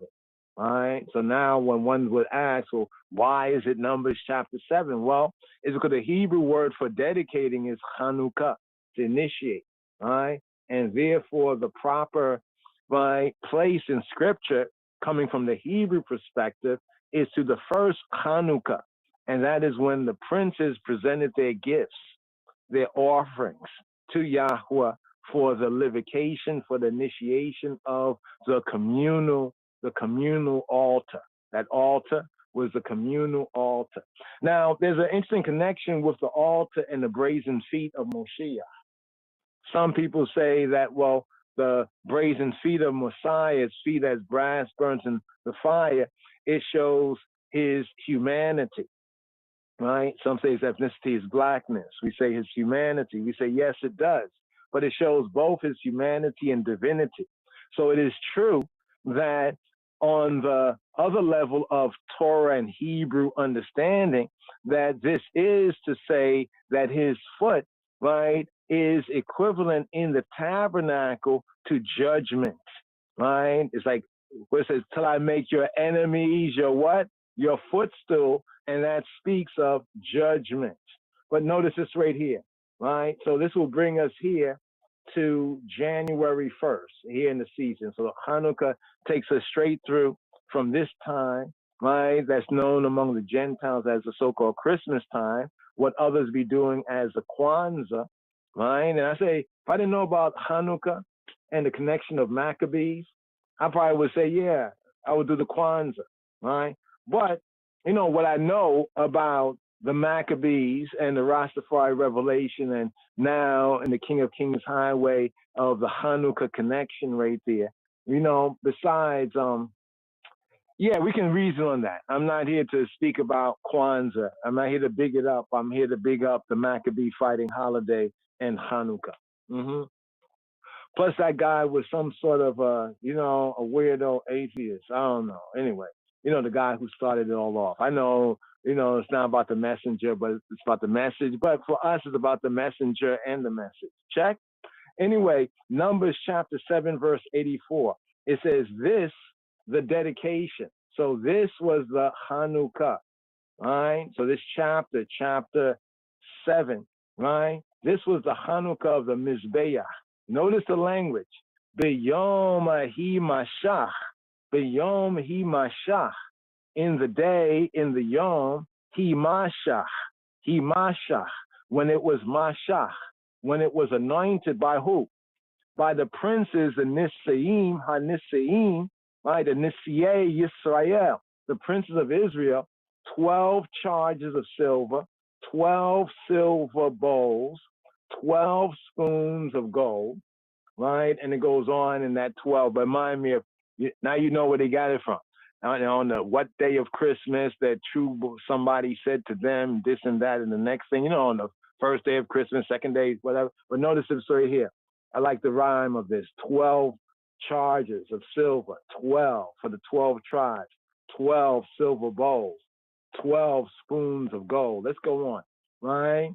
Each charger of silver, 130 shekels, each bowl 70, all silver vessels, 2,400 shekels after the shekel of the sanctuary. The golden spoons, this is what the princes, one from each of the tribes, brought as a livocation of that communal altar, right, in the holy place. The golden spoons, 12 full of aishins, 10 apiece, weighing 10 apiece after the shekel of the sanctuary. The shekel is not just the money, but it's the measure of silver, the measure, the weight of silver, right? So the sanctuary here kind of regulated, you could say, the economic, you know, value of the shekel. All the gold, right, of the spoons, and 120, right? And then it goes on, not just that. All the oxen for the burnt offering, 12 bullocks. The rams, 12. The lambs of the first year, 12. With their meat offering or their mincha. Mincha has no meat in it. It's a grain offering. Proof? You need proof? Okay, look down here. It says, especially, right, a sacrificial offering. And what does it say? Usually bloodless and voluntary. So the grain offering is the meal offering, mincha. And the kids of the goats for a chatat, a sin offering, 12. And all the oxen for the sacrifice of the shelamim, the peace offering, 20, and 4 bullocks, the rams 60, the he-goats 60, the lambs of the first year 60. And notice what it says in sealing up. This, the Hanukkah. This was the what? This was the Hanukkah, the dedication, the consecration, the initiation, right, of the Mizbeach. After that, he mashach. It was mashach. It was mashach to say it was anointed. Isn't it interesting, right? You know, and okay, we have to touch on this one right here. You got to get this right here, brothers and sisters. So after this initiation, this Hanukkah of the communal altar in the tabernacle, in the courtyard, right, the Mizbeach, what does it say here? in 789. This is the Old Testament Hanukkah chapter. It says, and when Moshe was gone into the tabernacle of the congregation, the Ohel Moed, the tent of meeting, to speak, to what? To speak with him, then he heard the voice of one speaking to him from off the mercy seat. Some of the Ark of the Covenant. From where? Where did Moses? Moses went into the tabernacle or the tent, literally the Ohel. Ohel is tent, right? Ohel Moed, Moed, of the appointed place, the tent of meeting. He went into the tent of meeting, right? He went into the tent of meeting, right? And it says what? To do what? To speak with him. Who's him? Yahweh Eloheinu, to speak with him. Then he heard the voice of one speaking to him from where?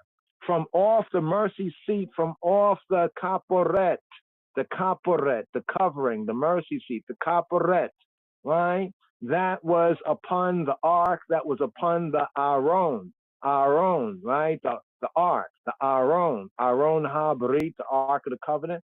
But here it says the ark of the testimony, the Aaron ha-edut, right? First called the Aaron ha-edut, the ark of his testimony. Think about the ark like this. What was in the ark? The two tablets. What was the tablets?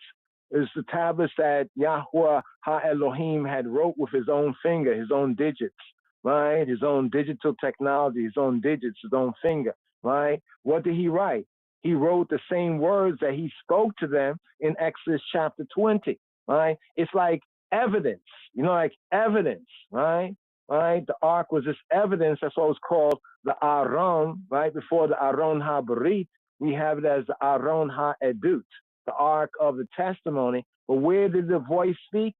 From between the two cherubim, the two cherubim, the two kepraim, right? And he spake to him, right? He spoke to him, that is to say, ha-Elohim. So this is how Elohim spoke to them. That's what we said before when it says before the Lord, right? In the tabernacle worship, that was before the tent of meeting, and specifically, it was before the ark, right? It was before the ark of the covenant, because we get the witness right here that this was the debir. Debir. This is the debir. What does the debir mean? It comes from debar. Debar means to speak. The debir is like the oracle. What's called the oracle. All right. So Moshe, after the Hanukkah, he went in to speak with Ha-Elohim, and he heard the voice of the oracle, right? Speaking to him from off the mercy seat, from above the mercy seat, and between the two cherubim, kepraim, right? So there, just for ones and ones to make that connection right there in that particular verse, right there, and here.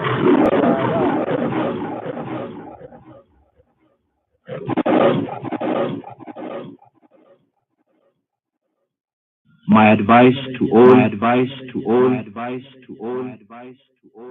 is to fulfill the Ten Commandments.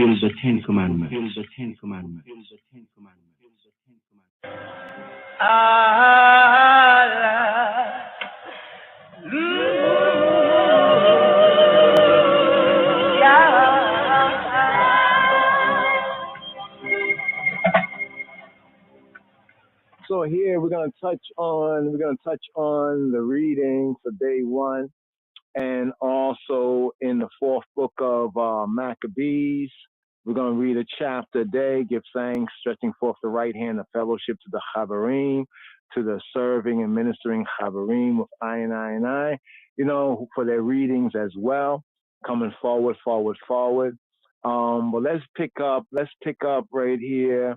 I think there's a tune, Temple Rockers. Temple Rockers did some wonderful tunes, for the feast, the festival of Hanukkah, as well as for Pesach. We say some Rastafari Yehudi or some Yehudi Rastafari tunes right here.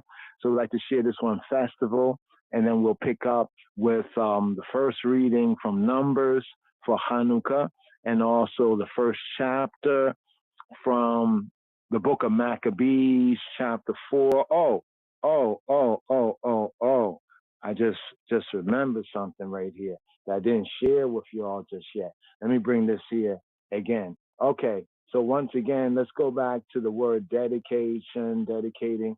Now, you'll find that this word here is consistently Chanukah, right, throughout chapter 7, right? Now, over here, it's also Chanukah in Numbers chapter 20, verse 5, right? When it says, and the officers shall speak to the people, saying, what man that hath built a new house and not chanaked it? He hasn't chanaked it, right? Chanak, the root of Chanukah.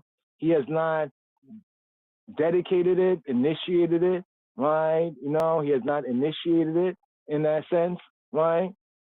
Let him go, make him go and return to Beito, to his house, lest he die in the battle. And another man dedicate it, and another man chanak it. So this is like the rules of war. Remember Maccabees fighting holiday. But this is interesting what the judges, the rules of engagement, right? And the officers, rather, the officers, judges and officers here, the officers, what the shotarim shall say to the people, right? And preparing them for any sort of a battle, right? If a man just has like a new house, a new field, a new wife, he can be exempted for at least a year, right? To make his wife happy. You know, just say something like that. Let's go right here. Look, if you go through this a little fuller right here, it says, and what man is he that hath planted the vineyard and has not eaten of it? And what man is there that have betrothed a wife and have not taken her? You know what I mean? Have not lakach, to take her. Let him go and return to Beito, lest he die, return to his house, right? Lest he die in the battle and another man take her, right? So there seems to be an exemption under those conditions. Got a new house, do your Hanukkah for the house. You planted a new field, right? Eat of that, right? You have a new wife, you know, take her, lest you die and another man, you know, take your stuff, right? You know, and the officers, verse 8, shall speak further to the people. These are the exemptions in battle, right? And they shall say, what man fearful and faint-hearted and weak-hearted? Let him go and return to Beito, to his house, lest his brethren's heart faint, as well as his heart. That's an interesting precept right there. All right. So what man, he says, his heart melts, you know, in battle. It's best that he does not go out with the others in battle because, you know, like and like, you know, he as a brother might cause his brother's heart to faint, right? And then, you know, once they make an end of that, then the battle can begin. So we mentioned that there because we're talking about Maccabees fighting holiday, right? The book of Maccabees, right? Now, as we go on, we notice in Judges, the same word dedicate is not the same outside of the Torah. Notice the word in Torah for dedicate was the Hanak and the Chanukah, right? But now outside the 5 books of Moses in Judges, the word dedicated here is Kadash, Kadash, which means to set aside, like set apart, to separate, right? It's the same here concerning David, right? In 2 Samuel 8:11. That also King David did dedicate, right? This is not Hanukkah, right? This is Kadash, right? Same thing here. This is Kadash, right? Just want to show that right here. 1 Kings 7:51 is Kodesh, to make set apart, all right? So the English sometimes can be dubious, but notice over here. And Solomon in 1 Kings 8:63, and Shlomo, Solomon offered a sacrifice of what? Of peace offering that he offered la Yahweh, right? To he who be to Jehovah, 220,000 oxen and 120,000 sheep. So the king and all the Bnei Yisrael, they did what? Notice, they chanat. You see, chanat. They Hanukkah, right? They chanat, right? They chanat. Initiated the house, the bait, right? The bait, right? The bait of Yahweh. So it seems as though chanak is used for the altar, and chanak is used for a man in his house, chanak, Chanukah, right? And it's also used for the house of Yahweh. So showing dedication in this context, right? And then we go on and we can see the words flips back to the Kodesh there. So I want to show ones, that distinction there. Now here, let's just go all the way to the New Testament. That's what we want to show ones and seal up right here, here. Right? Interesting right here. We're gathered together to the dedication. Look at that. This here is, that was the Hebrew I was showing you. This is the Aramaic. This is the Eastern Semitic, right? Hanukkah. While we say Hanukkah, hey, right? But it's the same word, but a little different, right? This is Chaldean. This is Aramaic, consecration. So here, even in Daniel, right? In Daniel, concerning the image, right? That Nebuchadnezzar had set up. We see that here in Daniel, that was Hanukkah, right? You see that word? But this is speaking the Aramaic right here, right? The Aramaic. But here, to the new covenant. Here we're crossing over John chapter 10, verse 22. And it was at Jerusalem, right? It was where? It was at Jerusalem, the feast of dedication. And it was Choref. It was winter, right? It was the winter. And what time of the year is it now? They call this what? Winter. All right. Let's look at the word dedication right here. All right. Now this is the Greek. Now in the Greek it's enkainia in the Koine Greek is Hanukkah, enkainia. But here's the part I want to show you. Say a definition. Dedication, consecration. In particular, the annual feast celebrated 8 days beginning in the 25th of Kislev, or modern Hebrew Kislev, right? The middle, they say the middle of our December, usually, right? Instituted by Yehuda Maccabee, right? Yehuda Maccabee, or in the Greek, Judas Maccabeus, right? In 164 BC, right? So here we have in John's Gospel, right? Chapter 10, verse 22, and it was at Jerusalem, the Feast of Dedication, and it was winter. This is one of our reads right here. And what did it say? And Yeshua, right, Jesus walked in the temple in Solomon's porch, or Solomon's portico, right outside the temple. There was like a walkway area that was called Solomon's porch before you entered fully into the temple complex, right? So just to show you this right here, dedication, right? It says right here, so we see that Yeshua, right, and in the new covenant, it points out this feast, right, that more than 164 years later, right, it was more like almost 200, going on 200 years later, was still being observed even in the time of Robenu, in the time of Moshiach, right, Yeshua, right? And so this was instituted by Yehuda Maccabee, Judas Maccabeus. For what reason? In memory of the cleansing of the temple. So as an application, we also seek to cleanse our temple. Know ye not that your bodies are the temple? And we seek to relight the light. The light of what? The light of faith, right? Even in this darkest time of the year, let that true light, the light of the King of Kings Christ, shine in you and through you, right? As well as there's a fight, Maccabees, the Maccabee fight, right? Resisting the assimilation, right, in the Greco-Roman system of things.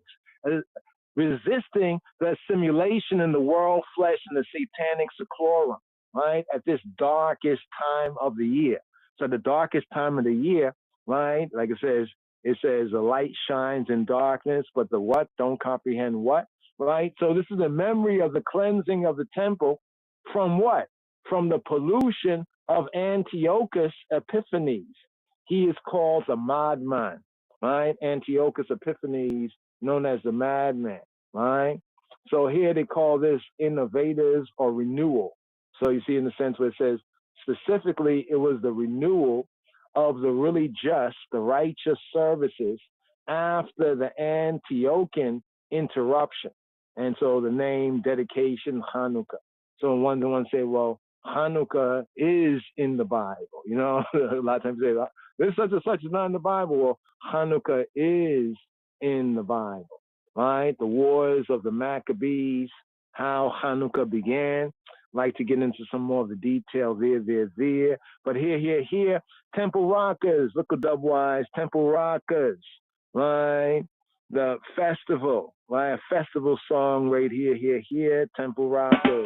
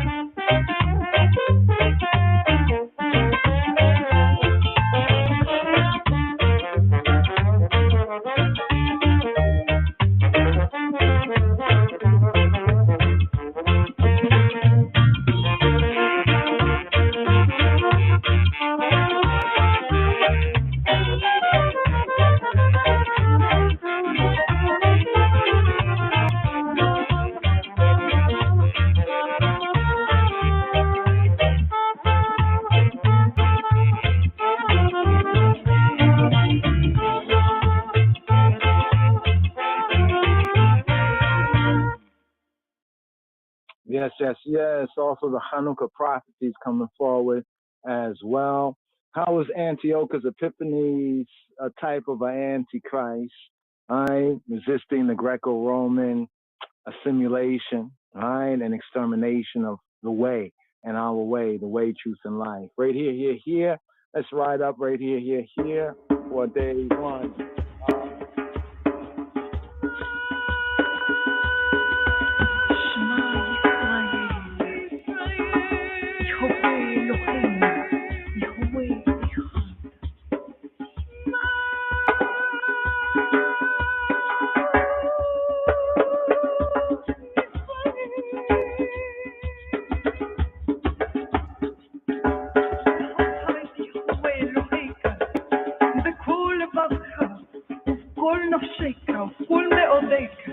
והיו הדברים האלה אשר נושאים מצוותך היום אל לבביך ושיננתם לבניך וציווית בם בשבתך בביתך ולכתך בדרך ושכבך ובקומך וכתבת מאוד על ידיך והיו לתוספות בין עיניך וכתבתם על מזוזות ביתך ובשעריך. Know of a surety that thy seed will be a stranger in a land that is not theirs. They shall enslave and oppress them for 400 years. In the fourth and in the last generation, yes, you shall journey into captivity a second time in ships, because you have rejected his instructions.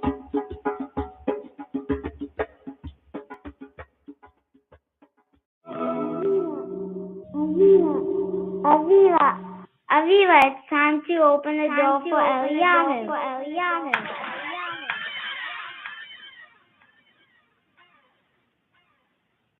Yeah, we just can't resist this one right here. Ranking Joe Maccabee Bible.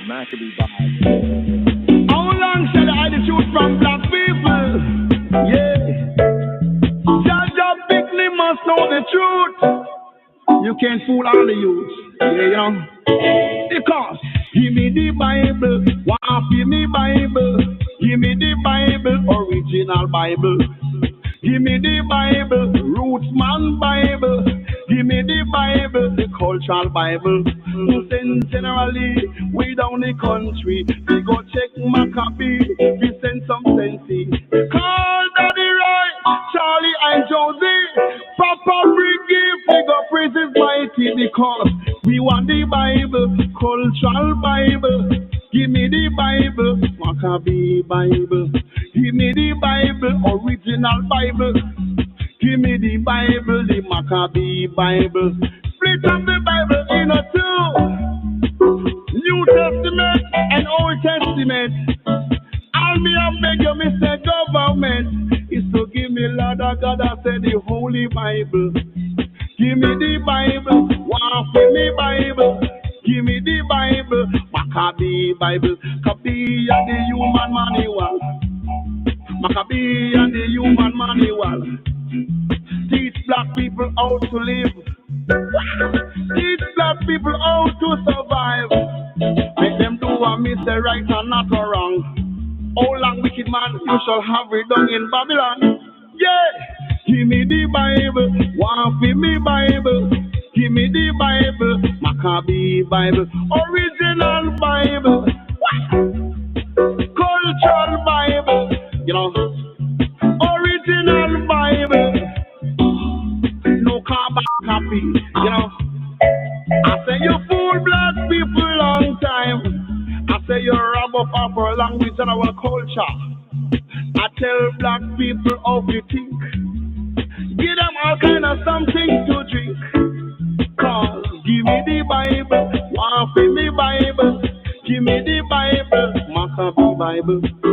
Give me the Bible, give me Bible. Give me the Bible, original Bible. Black people got to know what to do. A full-time sight of delight. Cause what was eaten from the wines and brooded, now revealed to the babe and suckling. Wagam but a man it can't come good or evil. But right now black people them a sight of delight. Give me the Bible, give me Bible. Give me the Bible, Maccabee Bible. Can keep King James version. And I want original one. The Bible and the human manual. Teach you how to live and teach you how to think and teach you what to do, right from wrong. Can't take the pressure under wicked Babylon. Take away from Africa. Brought us down in the plantation, you know. I miss the whipping and lashing and whipping on our back. Whipping and lashing, slave driver don't stop. Cause give me the Bible. Yes. So right here to the scripts. Numbers chapter 7. Hear, O Israel. Hear, O Israel. Hear, O Israel. Hear, O Israel. What does Shema Yisrael, Yahweh Eloheinu, Yahweh Echad? Hear, O Israel. Hear, O Israel. The Lord, our God, the Lord is one. What does that really mean? And why is it important?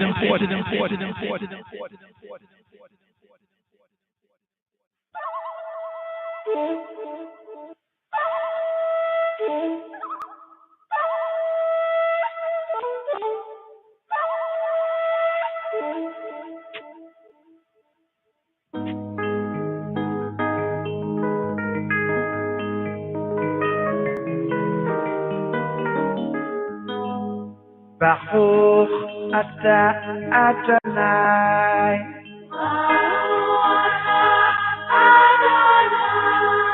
Baruch Abba Yerushalayim.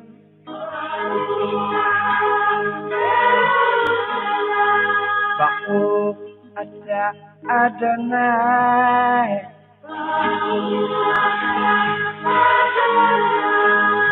Baruch Abba Yerushalayim.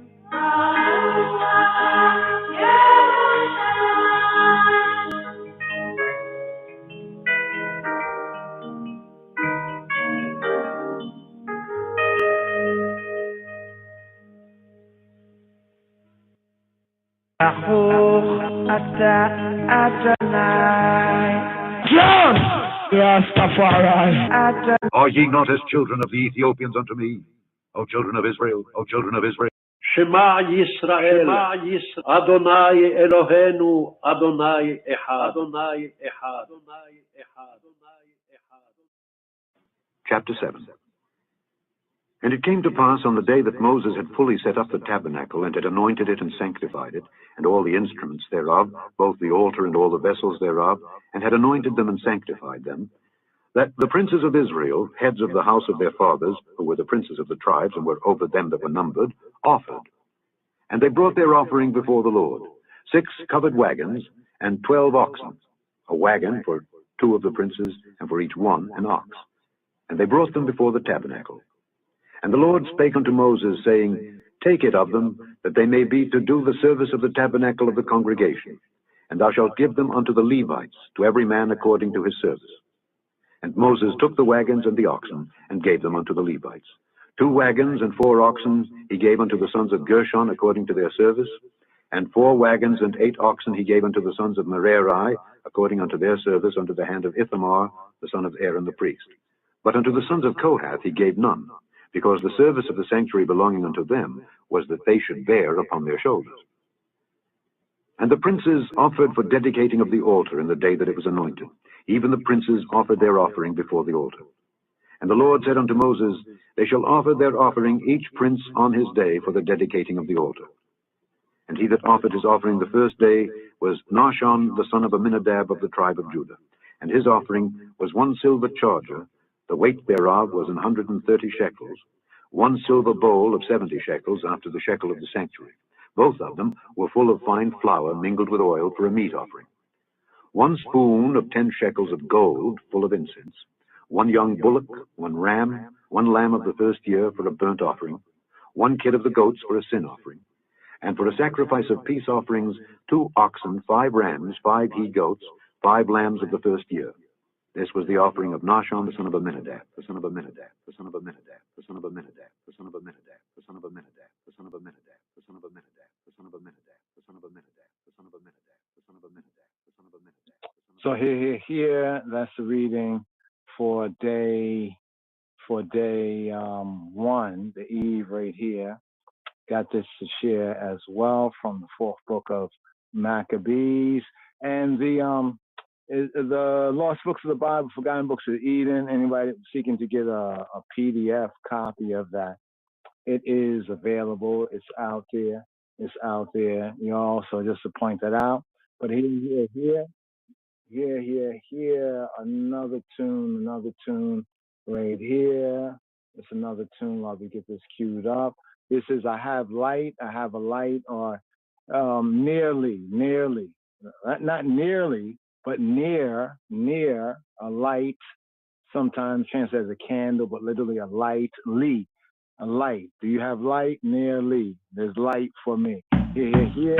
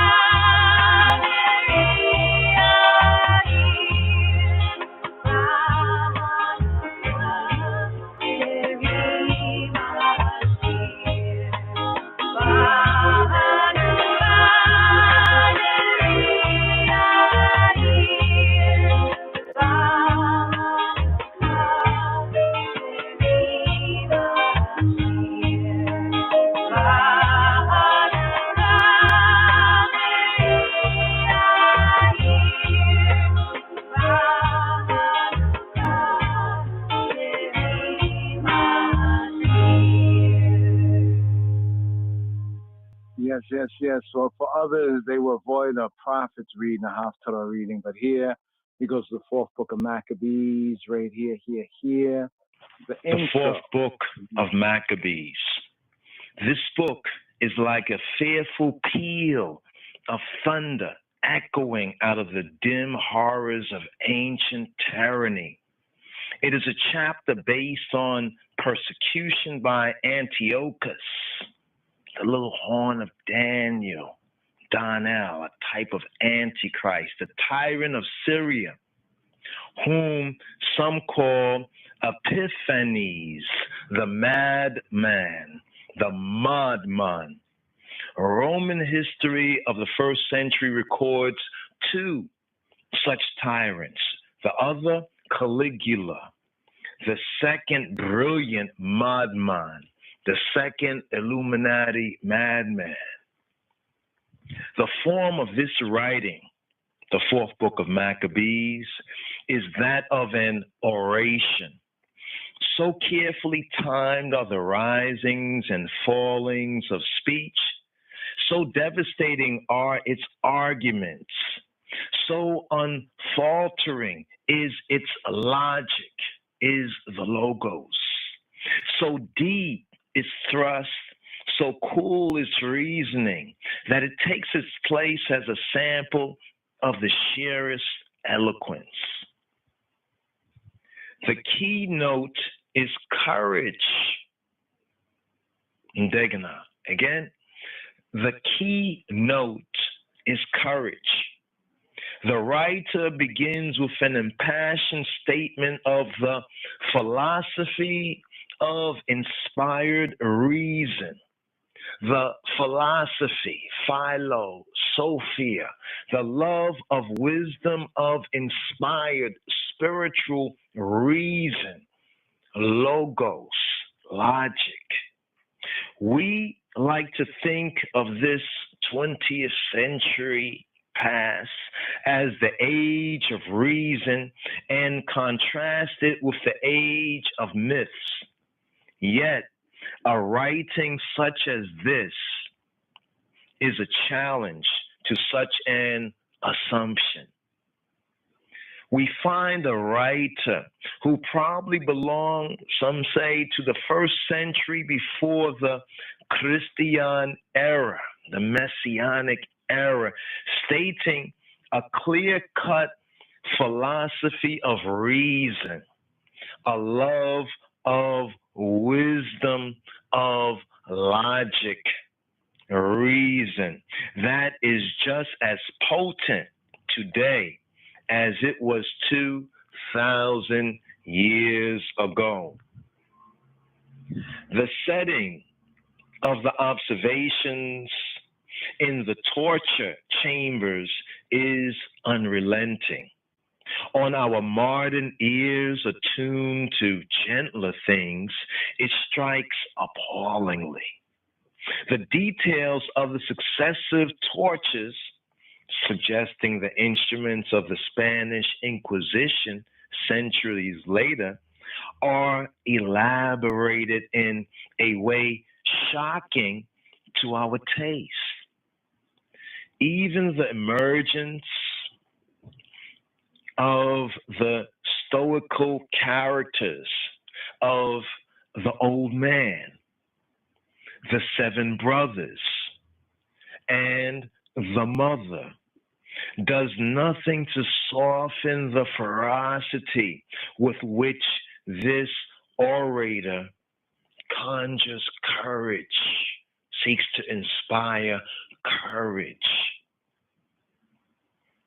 The ancient fathers of the Christian church, the true church and the professing church, carefully preserved this book. We have it from a Syrian translation as a work of high moral value and teaching. And it was undoubtedly familiar to many of the early Christian martyrs, the witnesses of the Messiah, who were aroused to the pitch of martyrdom, of witness, by reading it. Hopefully, we will be so inspired by hearing the reading and the orations of the fourth book of Maccabees. One chapter for each of the 8 days of Hanukkah. The feast, the festival of lights, the feast, the festival of relivification, of lighting the light and re-lightening the light of faith, re-enlightening, enlightening I and the faith. And for those trotting Yahweh, truth, and life, this is the time to relight the light of the true faith of the King of Kings Christ. Rastafari, Hanukkah, Sameach. Rastafari, joyful Hanukkah. The fourth book of Maccabees. Maccabees, Maccabees, Maccabees, Maccabees, Maccabees, Maccabees, Maccabees. So here we're just able to find it again. We have found it before. We put lost books, Bible, forgotten, space, PDF. So if you go lost books, Bible, forgotten, right, PDF, it should come up as one of the downloadable searches. We'll share that as we move forward right here, but we have this so we can go like side by side, and ones can read even more. So the key word is reason. So Rastaman said, come, make with reason. And reason, in the scripture terms, is that logos, the logic. In the beginning was the word. So right here, scrolling down here, getting the context of the intro, here to chapter 1, Shema Yisrael, W-Y,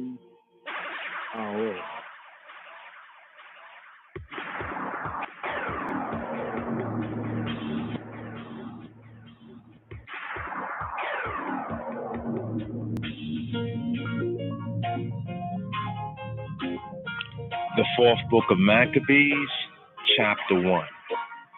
An outline of philosophy, the love of wisdom, philosophia, from ancient times concerning inspired reason, inspired logic, spiritual reasoning. Civilization has never achieved higher thought. A discussion of, quote, repressions, end quote. Verse 48 sums up the whole philosophy of humanity. We'll highlight verse 48 right now as we will be reading straight through. Verse 48, which is the last verse, make a note of that.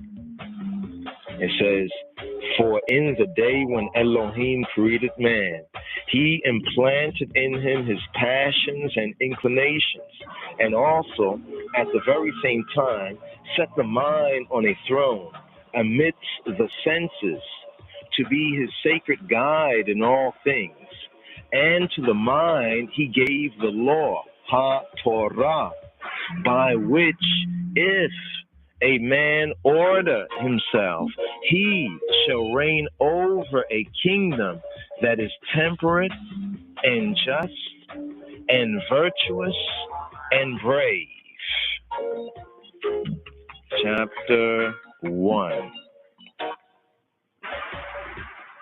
Philosophical in the highest degree is the question I propose to discuss, namely, whether the inspired reason, the spiritual logos, is supreme ruler over the passions.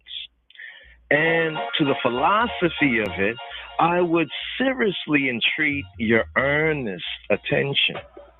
For not only is the subject generally necessary as a branch of knowledge, but it includes the praise of the greatest of virtues, whereby I mean self-control. That is to say, if reason is proved to control the passions adverse to temperance, gluttony, and lust, it is also clearly shown to be Lord, Adonai, over the passions like malevolence opposed to justice, and over those opposed to manliness, namely rage and pain and fear. But some may ask, if the reason is master of the passions, why does it not control forgetfulness and ignorance? Their object being to cast ridicule. The answer is that reason is not master over defects inherent in the mind itself, but over the passions or moral defects that are adverse to justice and manliness and temperance and judgment. And its action in their case is not to extirpate the passions, but to enable us to resist them successfully. I could bring before you many examples drawn from various sources where reason has proved itself master over the passions.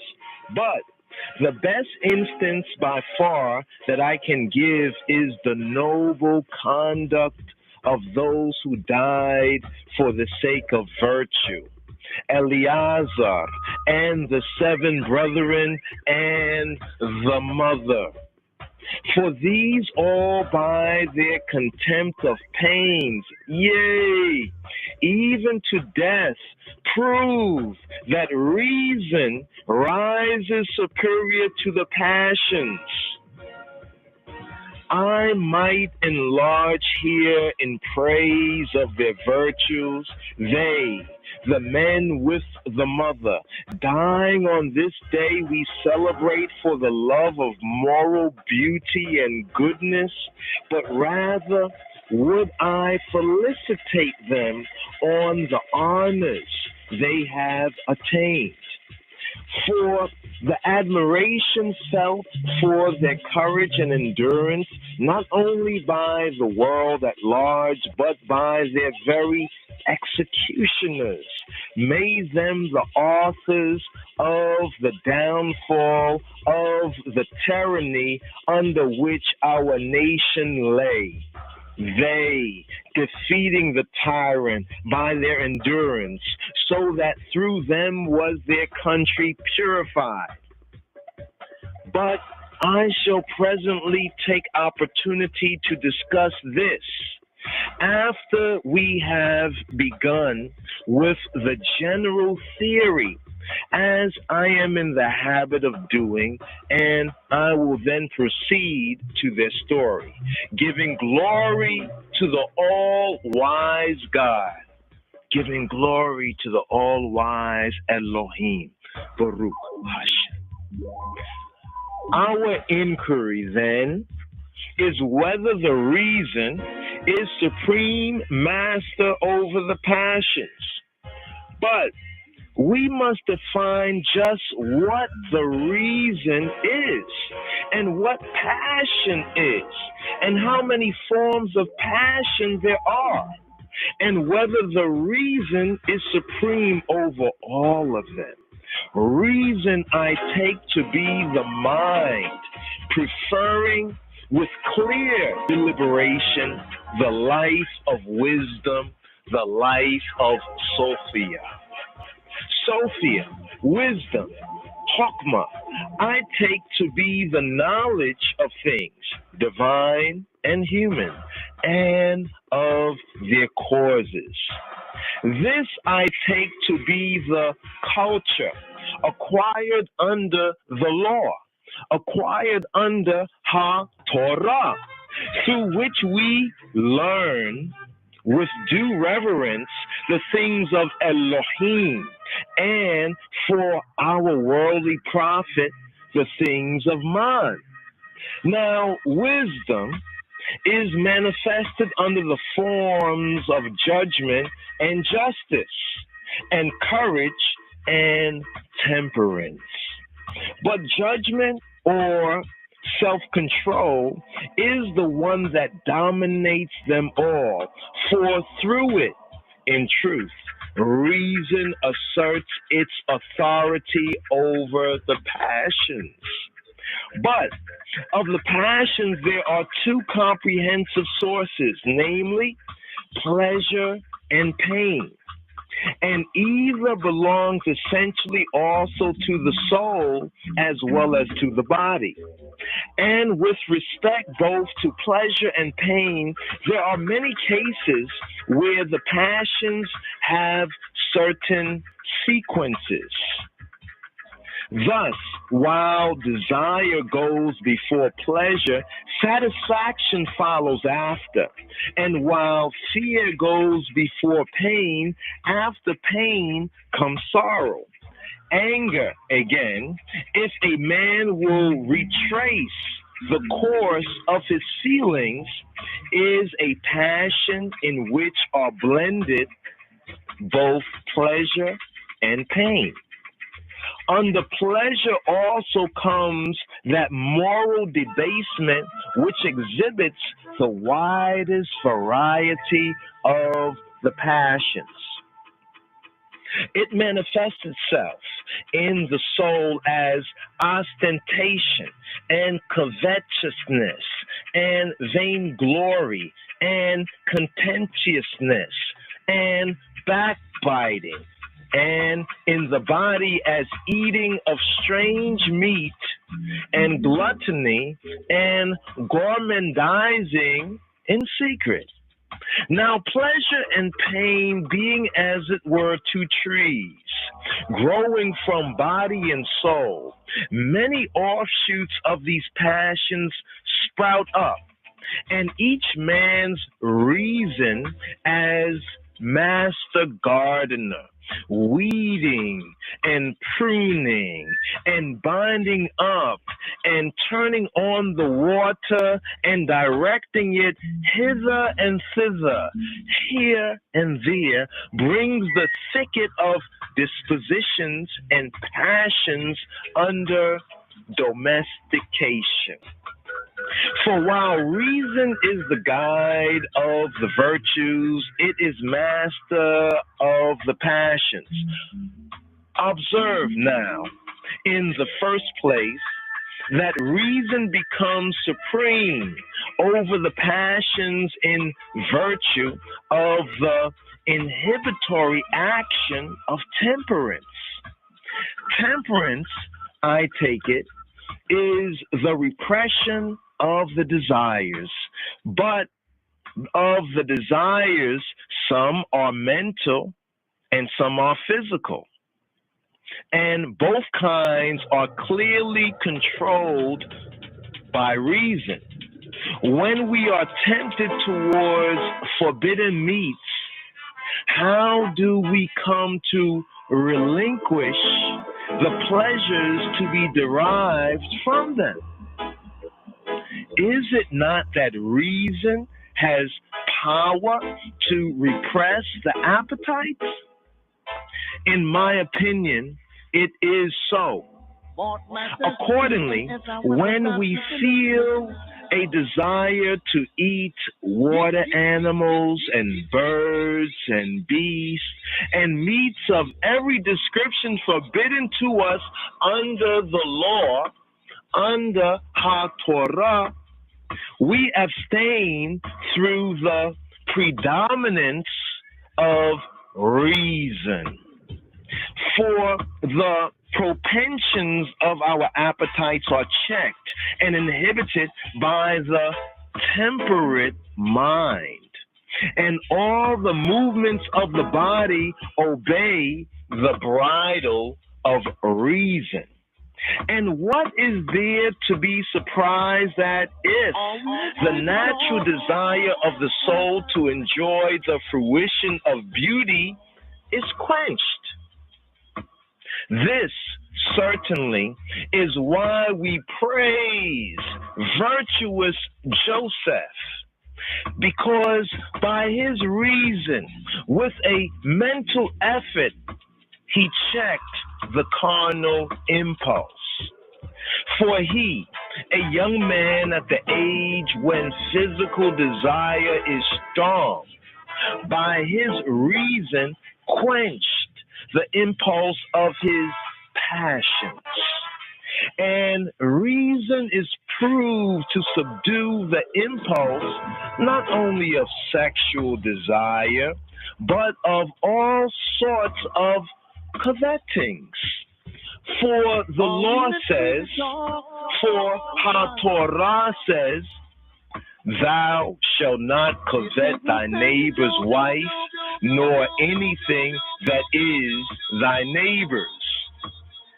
Verily, when HaTorah, the law, orders us not to covet, it should, I think, confirm strongly the argument that the reason is capable of controlling covetous desires, even as it does the passions that militate against justice.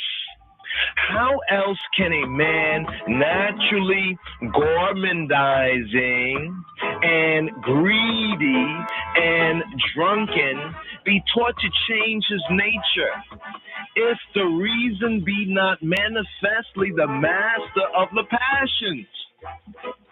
Certainly. As soon as a man orders his life according to the law, according to HaTorah, if he is miserly, he acts contrary to his nature and lends money to the needy without interest, and at the 7th year periods cancels the debt. And if he is parsimonious, he is overruled by the law. He is overruled by HaTorah through the action of reason, and refrains from gleaning his stubbles or picking the last grapes from his vineyards, or vineyards, if you please. And with regard to all the rest, we can recognize that reason is in the position of master over the passions or affections. For the law, HaTorah, ranks above affection for parents, so that a man may not for their sakes surrender his virtue. And it overrides love for a wife, so that if she transgress, a man should rebuke her. And it governs love for children, so that if they are naughty, a man should punish them. And it controls the claims of friendship, so that a man should reprove his friends if they do evil.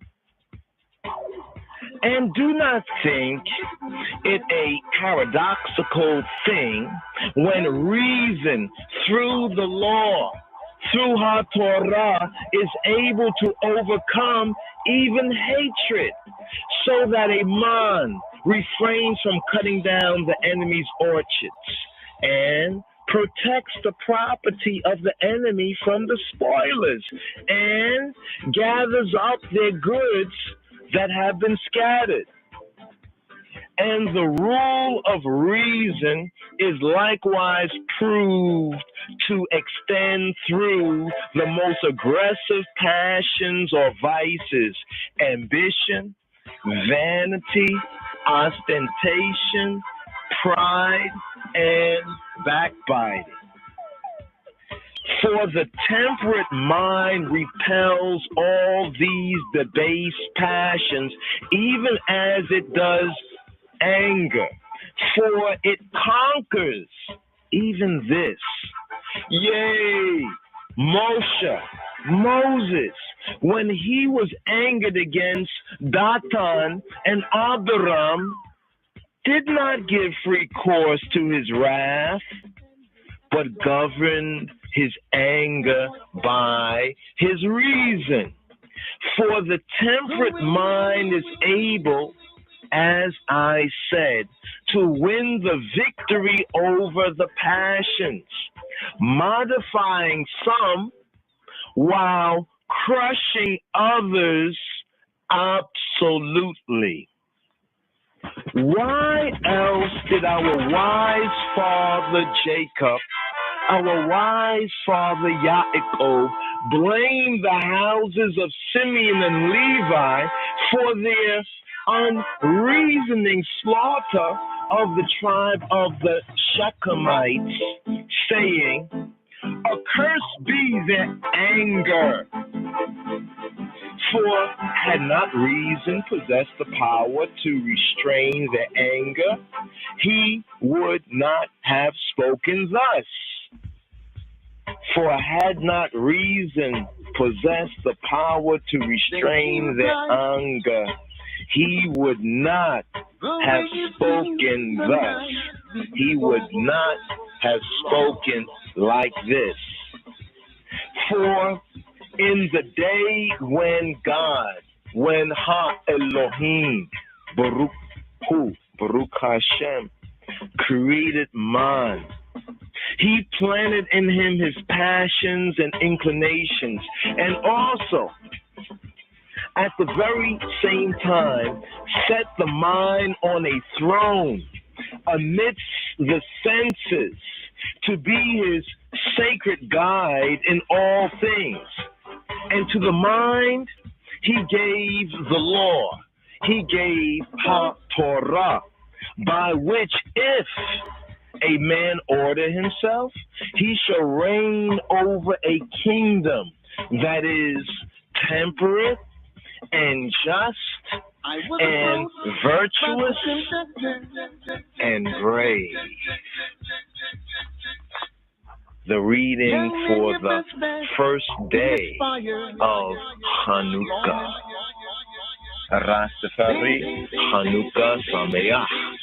Joyful Rastafari initiation. Fighting. Iladea, Maccabees, Hanukkah.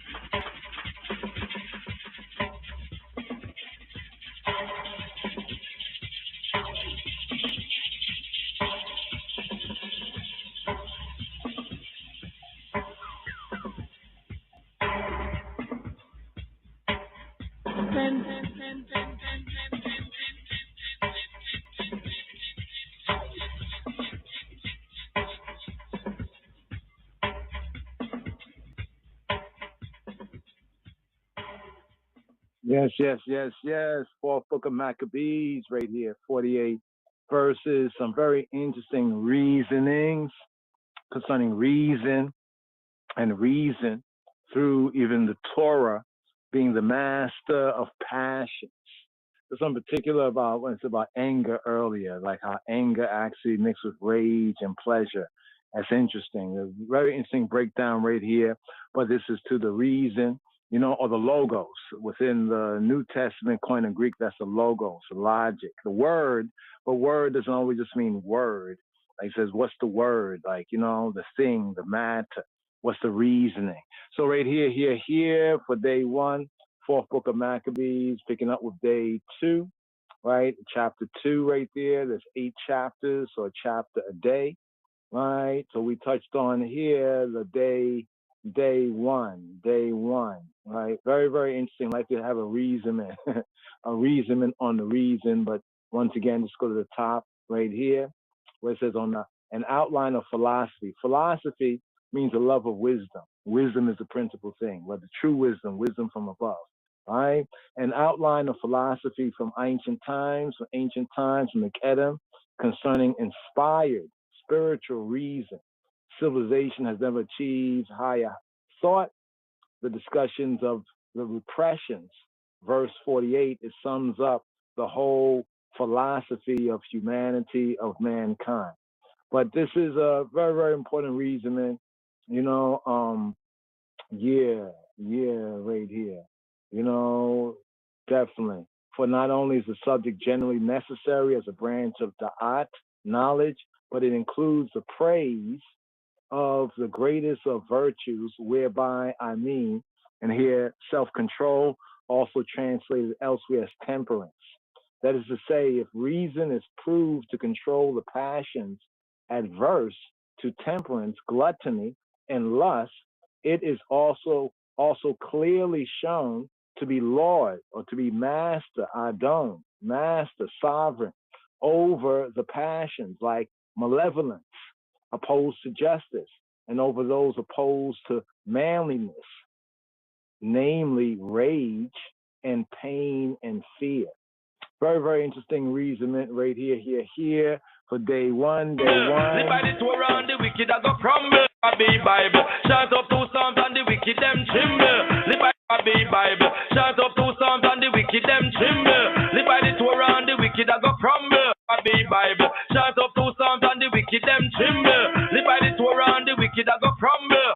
Shout up 2 Psalms and the wicked them tremble. The body to around the wicked I go crumble. And the wicked them tremble. The body to around the wicked I go crumble. To around the wicked I go crumble. To around the wicked I go. To around the wicked I go crumble. And when them see the man say them happy humble. Bible. Shout up 2 Psalms and the wicked them tremble. The body to around the wicked I go crumble. The Maccabee Bible. Shout up 2 Psalms and the wicked them tremble. The body to around the wicked I go crumble.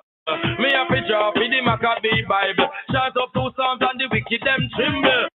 Me a fi draw fi the Maccabee Bible. Shout up.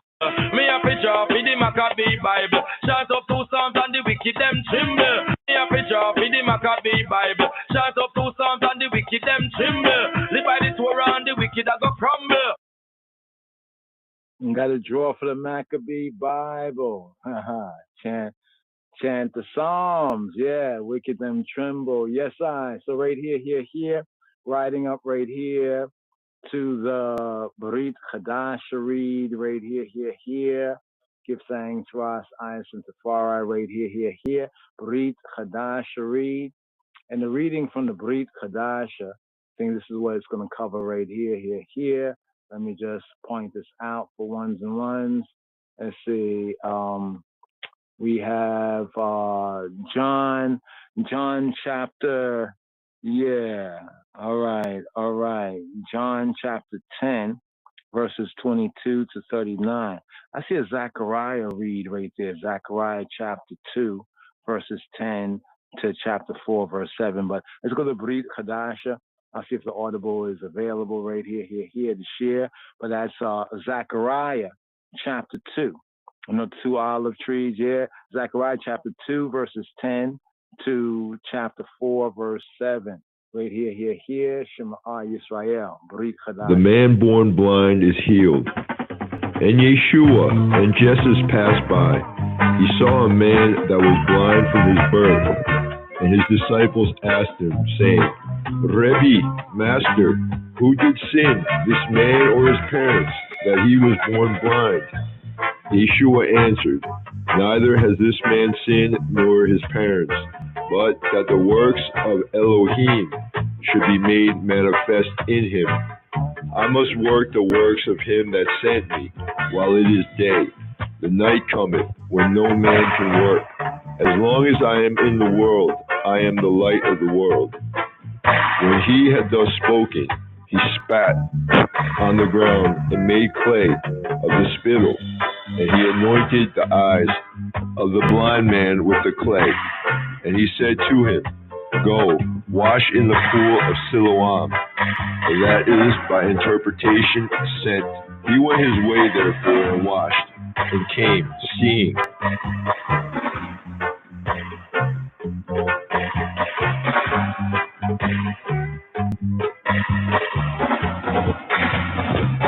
Yeshua, Jesus, asserts his deity.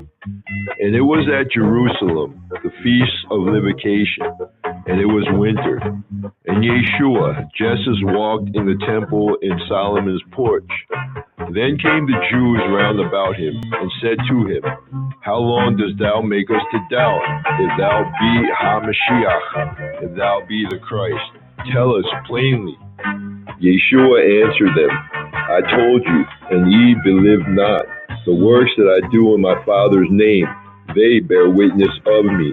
But ye believe not, because ye are not of my sheep. As I said to you, my sheep hear my voice, and I know them, and they follow me. And I give to them eternal life, and they shall never perish, neither shall any man pluck them out of my hand. My Father, who gave them to me, is greater than all, and no man is able to pluck them out of my Father's hand. I and my Father are one.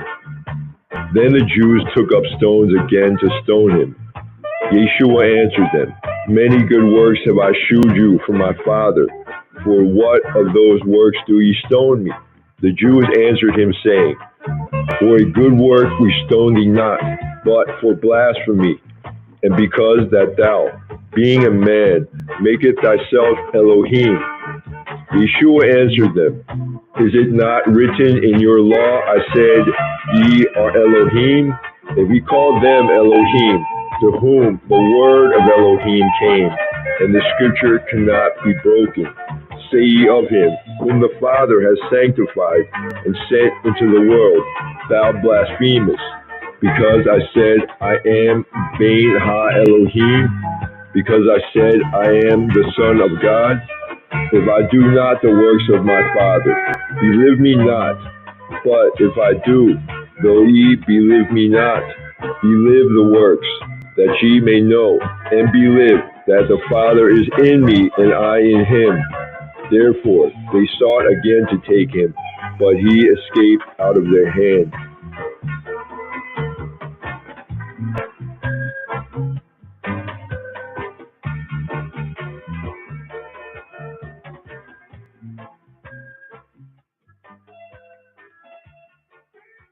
Hanukkah, Sameach. Yes, the Maccabee fight, 8 days, the 8 days. Maccabee fight, the Hanukkah light, relighting the light, even the light of faith, the true light of the King of Kings Christ. Yes, so right here. I know there's a Zechariah reading. I'd like to share the Zechariah reading right there. But here. Yeah, let me cue it up. Right here. A little Hanukkah. Yeah, the baraka, the drums. Ayabingi. Hear this.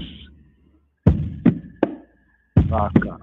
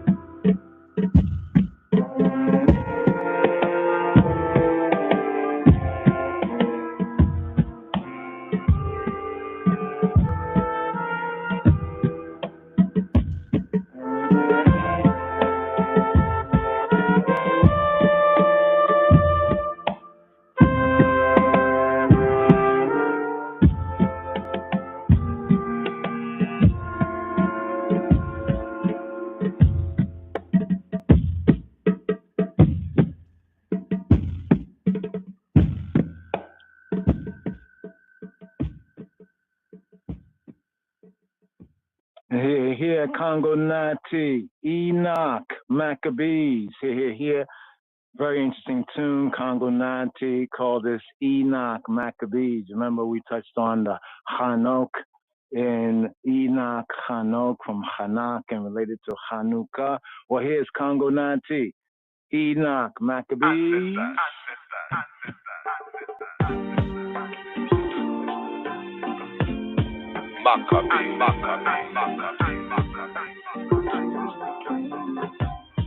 LIVEStreaming.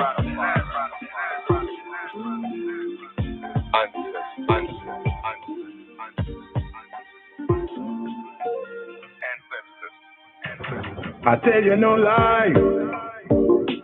Yes, them I walk with I. I tell you no lie. Yes, them I talk with I. No word of a lie. Yes, them I walk with I. I tell you no lie. Yes, them I talk with I. Real thing, this a no Salamalak Bunday. My whole a reasoning with Marcus Garvey every Monday. Malcolm X is passing through next Sunday. The last time I met a lick, bring him come there. Indeed, I tell me how the battle was the one day. The battle of Adowa, the fastest of the runway. Musa Mansa, Musa Shaka Zulu, then they drowned there. Feel like them did it in a flesh and in a bone, yeah. In Makeda did the letter of a sound there. Williams and they come in at the crown there. Arietta tell me how she work underground there. He must have tell me how him sculpture the stone, yeah. And Ebola say him march from round, yeah. You're not sure I him, but take him as me own there. I still see I sit down on the throne there. Him and them press men and they round there. No word of a lie. Queen Menon. Yes, them I walk with I. Mama Earth. I tell you no lie. Yes, them I talk with I. Yes, them talk with I. No word of a lie.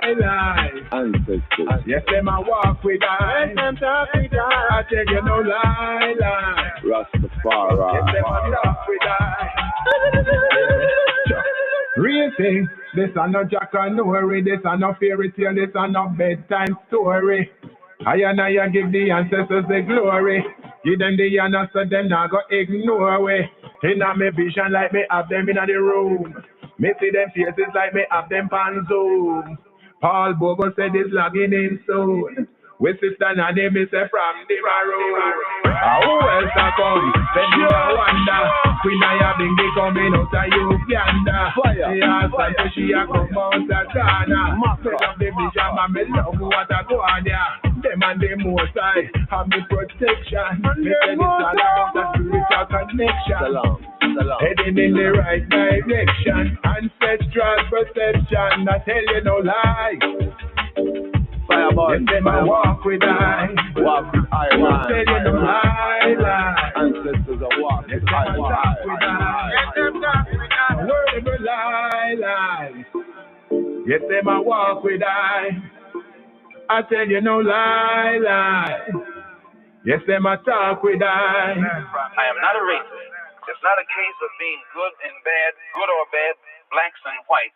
It's a case of being good or bad human beings. Amen. Glory be the Elohim of the ancestors, the Elohim of the Trinity, the Elohim of Abraham, Yitzhak, and Yaakov. Yes. So here. You know, we do have a psalm right here. Going to share it on the outro. That's Psalm 45. But here, seeing our schedule, give thanks to the co-laboring Chavarim, for the postings. I see it up here, the Torah reading. Don't have an audible for it, but we have Zechariah chapter 2, verse 10 to chapter 4, verse 7. So I want to touch on this right here, Zechariah.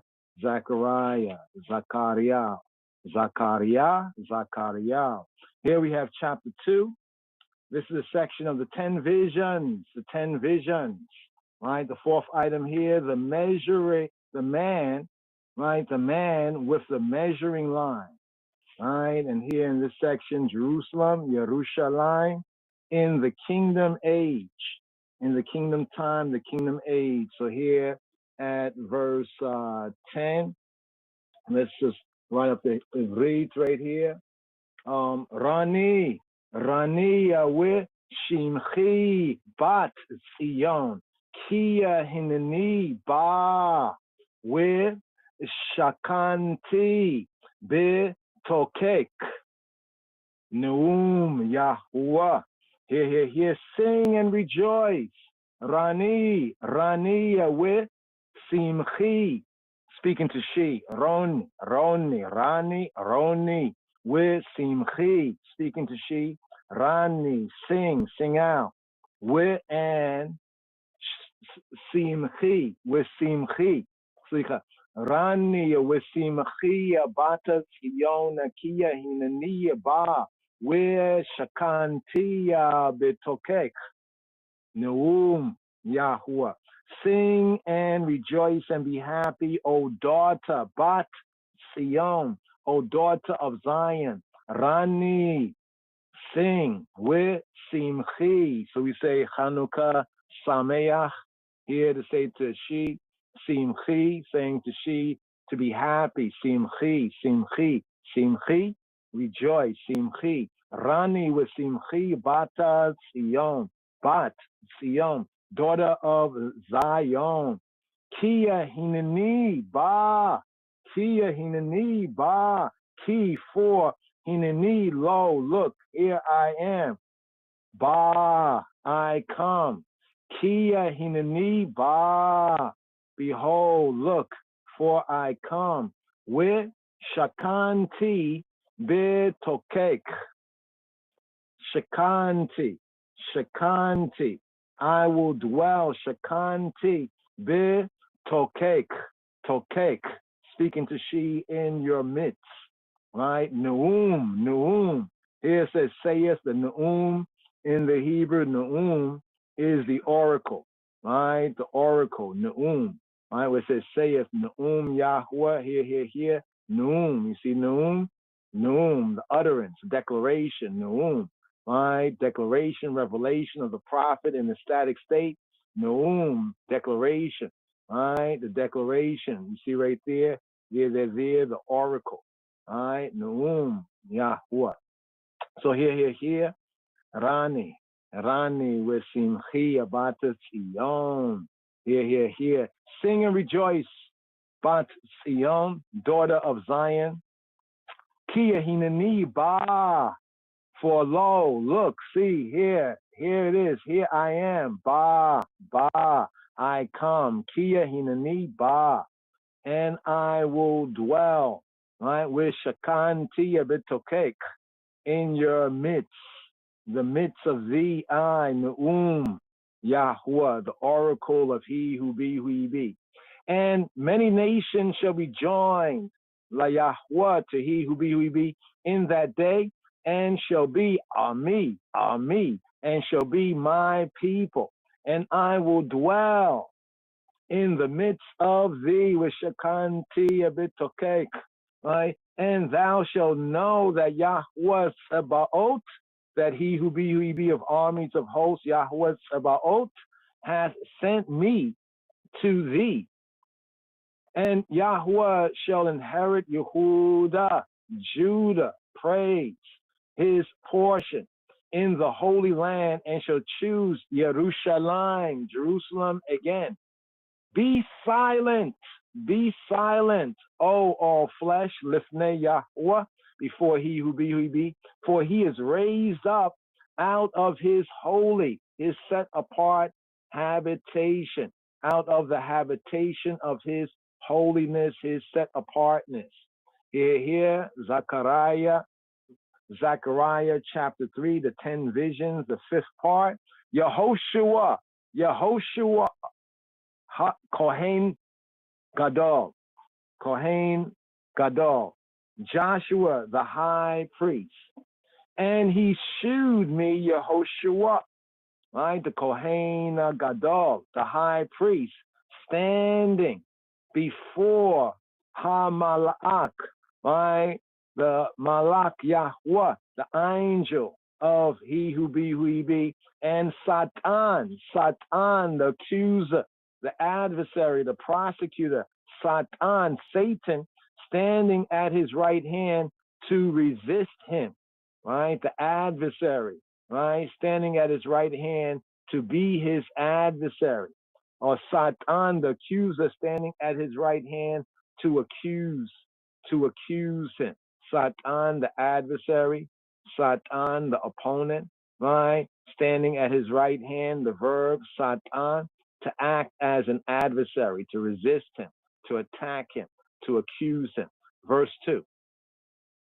And Yahuwah said to Satan, Yahuwah rebuke thee, O Satan, even Yahuwah that hath chosen Jerusalem, rebuke thee.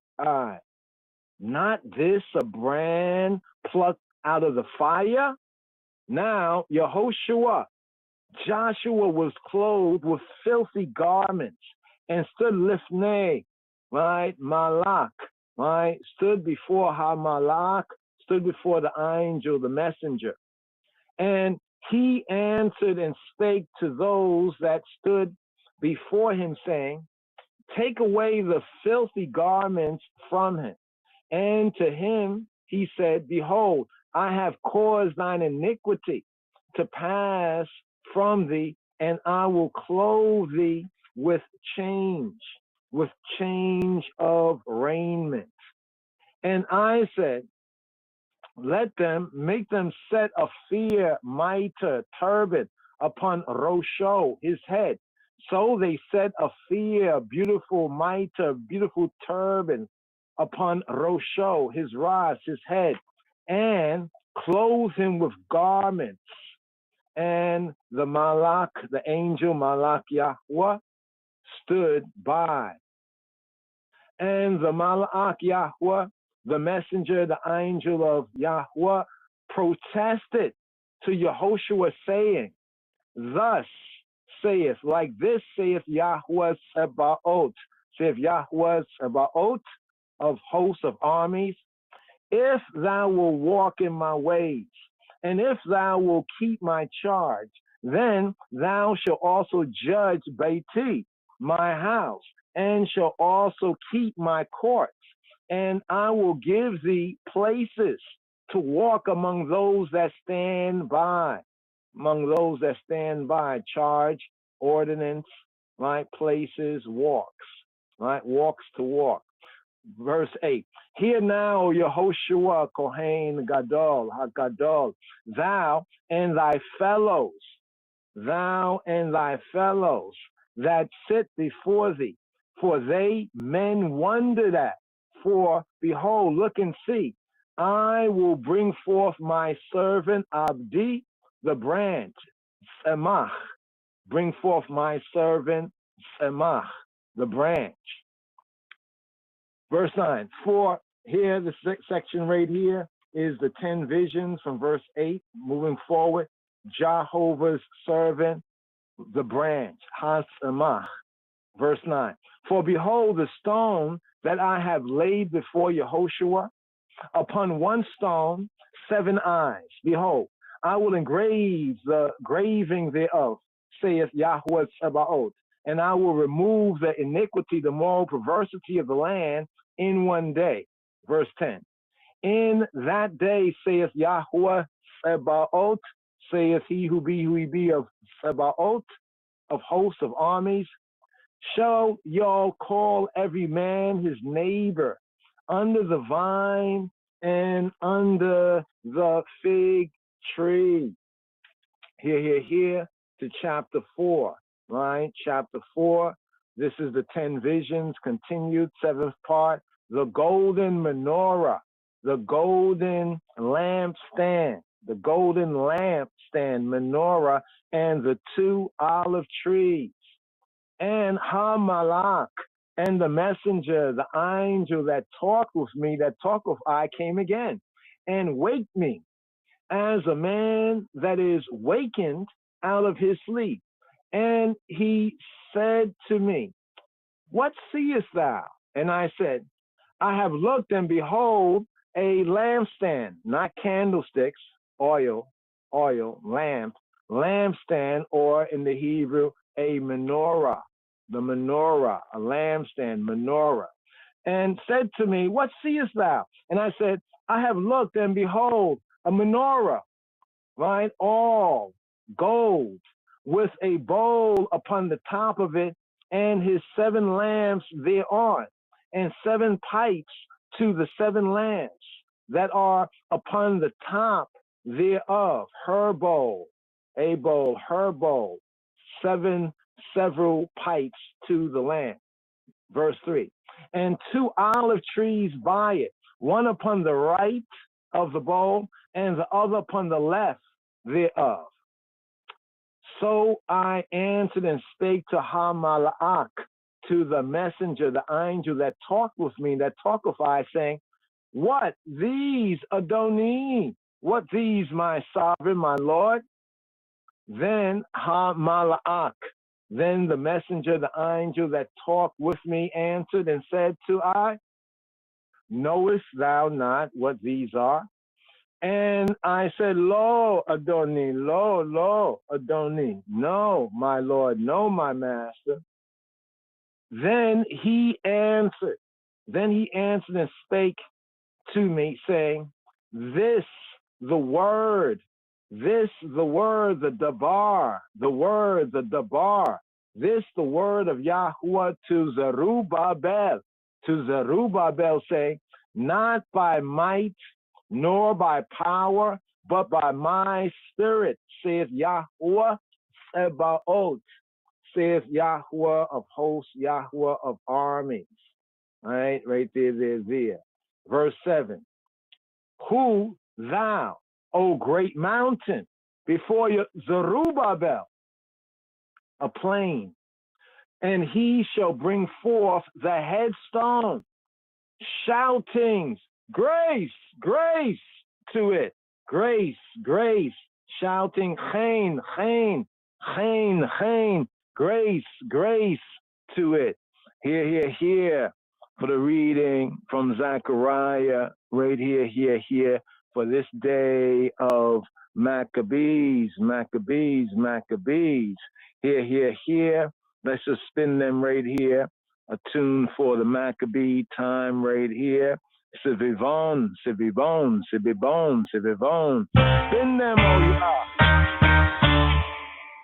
Keep the fire burning. Boy, yo. Brilliant show light. Sivivon.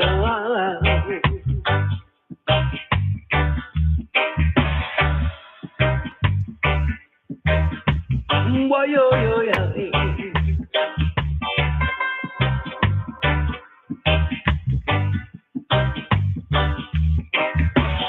See we want sub, a new car, who hot tub, a new car, who hot tub, see we want sub.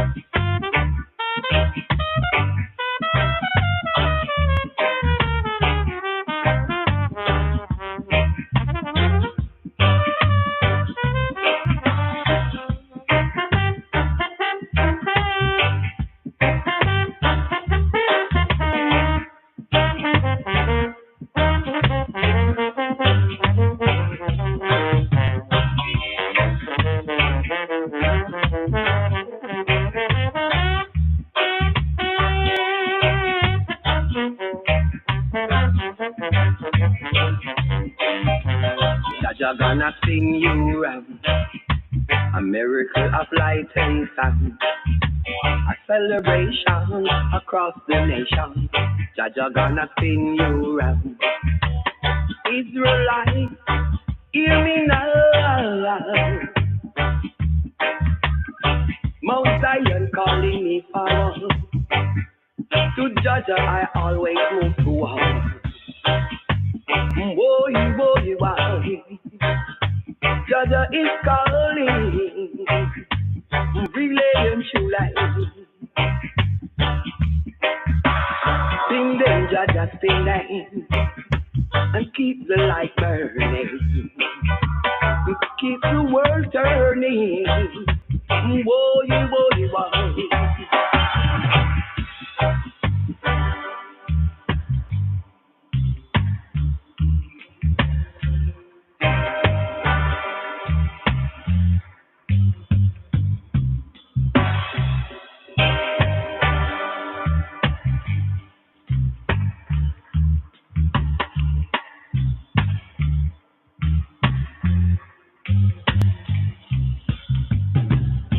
Oh Jaja, oh Jaja, oh Jaja, oh Jaja, Israelite here I am. Mount Zion is calling, fire is burning, the Israelite is calling. Woody, woody, woody, relay and shoelay, relay and shoelay, Israelite. Israelites. Linville Thompson right there with Temple Rockers doing traditional Hanukkah tunes, Sivibon, Sivibon, Sivibon, Sivibon, like to spin, like to go round and round. Sivibon right there. The roots reggae, some Hebrew in there, Sivibon, spin them, spin them, spin them.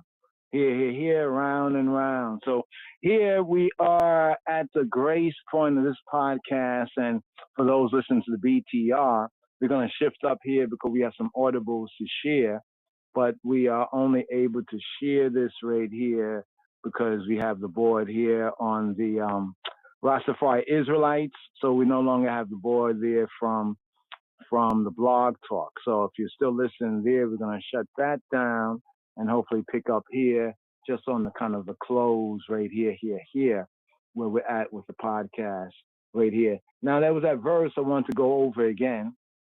I just touch on this while one's, make that migration, as it were. So here we have Zechariah, this in the Hebrew right here, Zechariah, this particular verse right here. Then he answered and spake to me, saying, this, the word of Yahweh. In the beginning was the word, the bar of Yahweh to Zerubbabel. So we have the angel of Yahweh, right? We have Yehoshua, the Kohen Gadol, the high priest. And we also have Satan, the adversary, the accuser, right here in this reading, right here, Zechariah chapter 2, verse 10 to 4 and 7. So here in verse 6, it says, then he answered and spake to me, saying, this, the word of Yahweh to Zerubbabel. Now, Zerubbabel is an interesting name. It means the seed of Babel, Zeru, right? Zeru or sown, that which is like you sow something. The soul went forth to sow a seed. Zeru, seed of Babel, or that which is sown in Babel, right? He was a great grandson of King Joachim, right? Leader of the first group of the returning exiles from Babylon. Remember, after the 70 year? Yeah, so Zerubbabel, right? Descendant of or sown from Babel, Zeru and Babel. So it says right here, this is the word of Yahweh to Zerubbabel, saying, not by might, nor by power, but by my spirit, saith Yahweh Sabaoth, saith he who be of armies. Why Ya'an, why Yomer Eli? Right, and he answered, why Ya'an, why Yomer, and he said, Eli to I, Lemor, saying, Zeh Devar Yahweh. Zeh, this, he. Devar, word of Yahweh. Zeh Devar Yahweh. Illa Zerubbabel. Illa Zerubbabel. To Zerubbabel. Lamor saying, Lo Bechayil. Not Bechayil. Not by what says might, Chayil, Chayil. Right? Not by Chayil. Lo Bechayil. With Lo Bekoach. Koach. There's a sabbatical chant, Ana Bekoach. So he says, not by Chayil, might. Lo Bechayil. With Lo Bekoach. Ki'im, but, however, on the other hand, Ki'im, right? But by, right? Ki'im, Beruchi, by Ruchi, Beruchi, Beruchi, Ki'im, Beruchi, Amar, saith Yahweh Tsebaot, saith he who be of hosts of armies. Wayana Wayomere Laya Lemor, Zedbar Yahweh. Ella Zerubbabel Lemor, Lo Bechayel, Lo Bekoach, Ki, Ima Beruchi, Amar Yahweh Tsebaot. That verse right there, I know that's a verse, inspirationally, we might refer to right there, but just to get the fuller context of it. So he says, Lo Bechayel, not by Chayel, not by Chayel, strength, might, right? Nor will lo be koach, and not by koach, right? Like power in that sense. Ki'im, but however, on the other hand, ki'im be ruchi, right? But by ruach, spirit, ruchi, my spirit, right? Amar Yahweh, right? Tsebaot, says he who be of hosts of armies. So right there, just to bring out that verse. Now we do have a psalm. We have a psalm right here. Just gonna segue right here, and it's Psalm 45, right? Messianic psalm. It's also themed a royal wedding psalm, right? Can get into some of the particulars, right? The glories of Moshiach and his bride.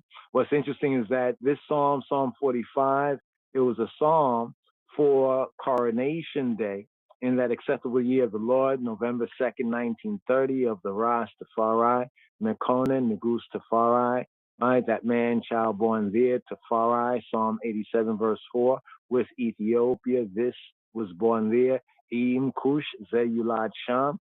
So we have Psalm 45 as a psalm, one of the main psalms of the of the anointing. Let me put it correct. Of the anointing, because first he was anointed, then crowned. The anointing, the messiahing and the crowning of Tafari Mekonnen, Rastafari Mekonnen, aka Negus Tafari Mekonnen, as well on the same day, the crowning. So the difference, they both were crowned, but His Majesty was anointed, bringing in that Davidic messianic sense as per the Davidic throne. So right there we have today's daily psalm. We touched on some of the details elsewhere, but just to give a little taste of it right here, today's daily psalm. Let's bring this out right here. The glories of the Messiah, the anointed and his bride. Glories of Messiah and his bride. Some theme this an abridgment of the Song of Songs, because it's also themed a song of loves, right? A song of loves. And Psalm 45 is taken as a messianic, right? As a messianic song, right? A messianic song.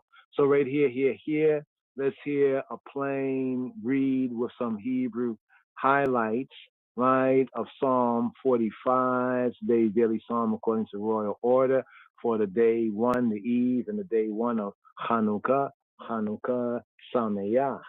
All right, it was this page that was also a kind of an interesting study. Let me just get this right here. Yeah, here we go. All right, here we go.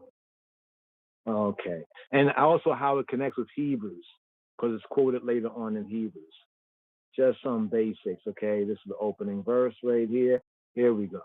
All right. Psalm 40. Oh, pause. Let's do this right here, because we have to ones and ones on the blog talk, you're not going to hear anything. All right. So if you come over to the Rastafari Israelites, you will be able to hear. Let's open up the mic. And we're going to segue. Yes, sir. So here. Today's Daily Psalm. Here we go.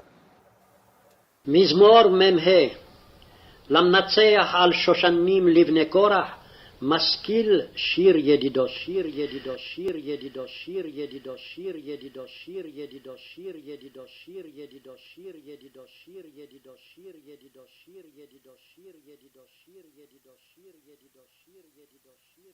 My heart is inditing a good matter. I speak of the things which I have made touching the king. My tongue is the pen of a ready writer. Thou art fairer than the children of men. Grace is poured into thy lips. Therefore God hath blessed thee forever. Gird thy sword upon thy thigh, O most mighty, with thy glory and thy majesty. And in thy majesty ride prosperously because of truth and meekness and righteousness, and thy right hand shall teach thee terrible things. Thine arrows are sharp in the heart of the king's enemies, whereby the people fall under thee. Thy throne, O God, is forever and ever. The scepter of thy kingdom is a right scepter. Thou lovest righteousness and hatest wickedness. Therefore God, thy God, hath anointed thee with the oil of gladness above thy fellows. All thy garments smell of myrrh and aloes and cassia out of the ivory palaces, whereby they have made thee glad. King's daughters were among thy honorable women. Upon thy right hand did stand the queen in gold of Ophir. Hearken, O daughter, and consider, and incline thine ear. Forget also thine own people and thy father's house. So shall the king greatly desire thy beauty, for he is thy Lord, and worship thou him. And the daughter of Tyre shall be there with a gift. Even the rich among the people shall entreat thy favor. The king's daughter is all glorious within. Her clothing is of wrought gold. She shall be brought unto the king in raiments of needlework. The virgins, her companions that follow her, shall be brought unto thee. With gladness and rejoicing shall they be brought. They shall enter into the king's palace. Instead of thy fathers shall be thy children, whom thou mayest make princes in all the earth. I will make thy name to be remembered in all generations. Therefore shall the people praise thee forever and ever, ever and ever, ever and ever, ever and ever, ever and ever, ever and ever, ever. Yes. Yeah, this is the psalm accompanying coronation, the coronation. Little double I's in the Ivrit, the Hebrew right here, double I's.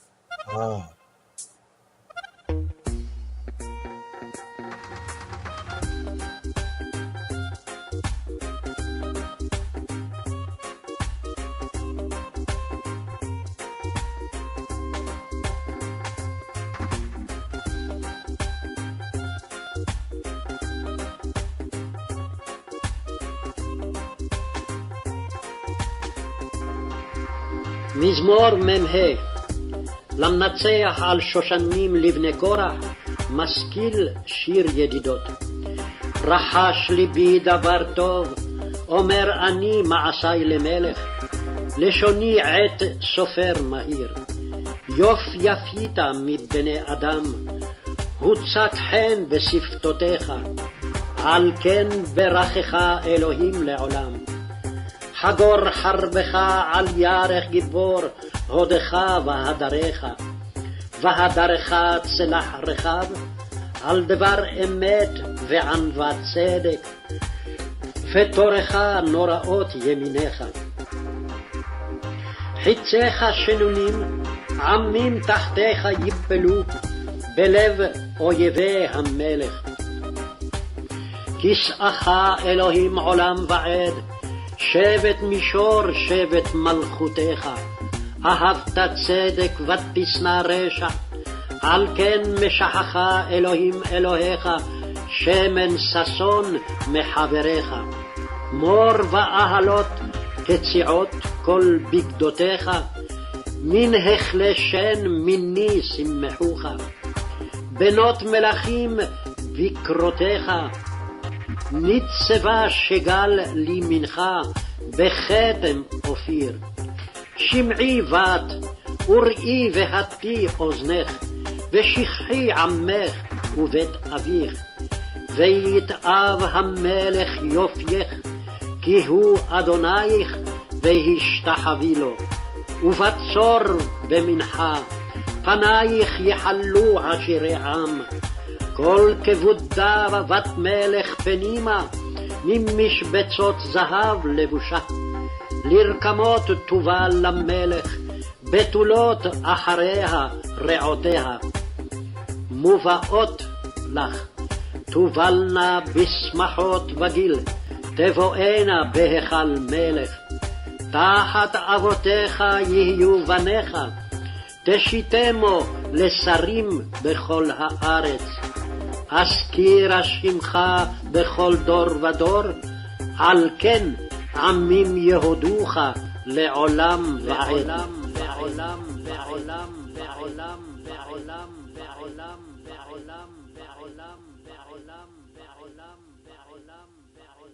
Yes, yes, yes. Psalm 45. Psalm 45. Now there's enough in Psalm 45. We're right here, right now, not going through a verse by verse, right here. Hanukkah time, the season, reason for the season, right here. But let's touch on some basics. Let me save this picture because I'll save that with the Psalm 45, right? The Psalm 45 pictures. All right. So right here, let's just touch on a couple of the basics, overview. Let's just do an overview of today's daily Psalm overview. Give me one moment right here. So overview of Psalm 45. Let's bring this up here. Psalm 45, right? A song of loves. Also the coronation of the Rastafari, Negus Tafari, Haile Selassie, and the Tege Men, the anointing of His Majesty of Tafari, and the crowning of Her Majesty. So we have this Messiah and bride, type, right? So here, let's just touch on a couple of the basic verses. Maybe this is the opening verses here and give you an overview so one can meditate on the overview and take note of some of the particular verses. All right, give me one moment. Just get my hard copy right here. All right, so let's see what it says right here. So we have Psalm 45 in the Hebrew, Aleph, right? Numerics, the alphanumeric of the Hebrew, right? We call this Psalm 45 Mizmor Meme Hey. Meme Hey, Meme Hey. Hebrew letters Meme has numerical value of 40, the M, Mizmor Meme Hey, right? Psalm 45 is themed a royal marriage song. A royal marriage song. We showed you where others theme it, concerning the Messiah, the Moshiach, and his bride. Some liken it to like the Song of Songs of Solomon. It has a very interesting history. There's a two-part I like to share, just right here. A two-part, right? It's this opening verse here.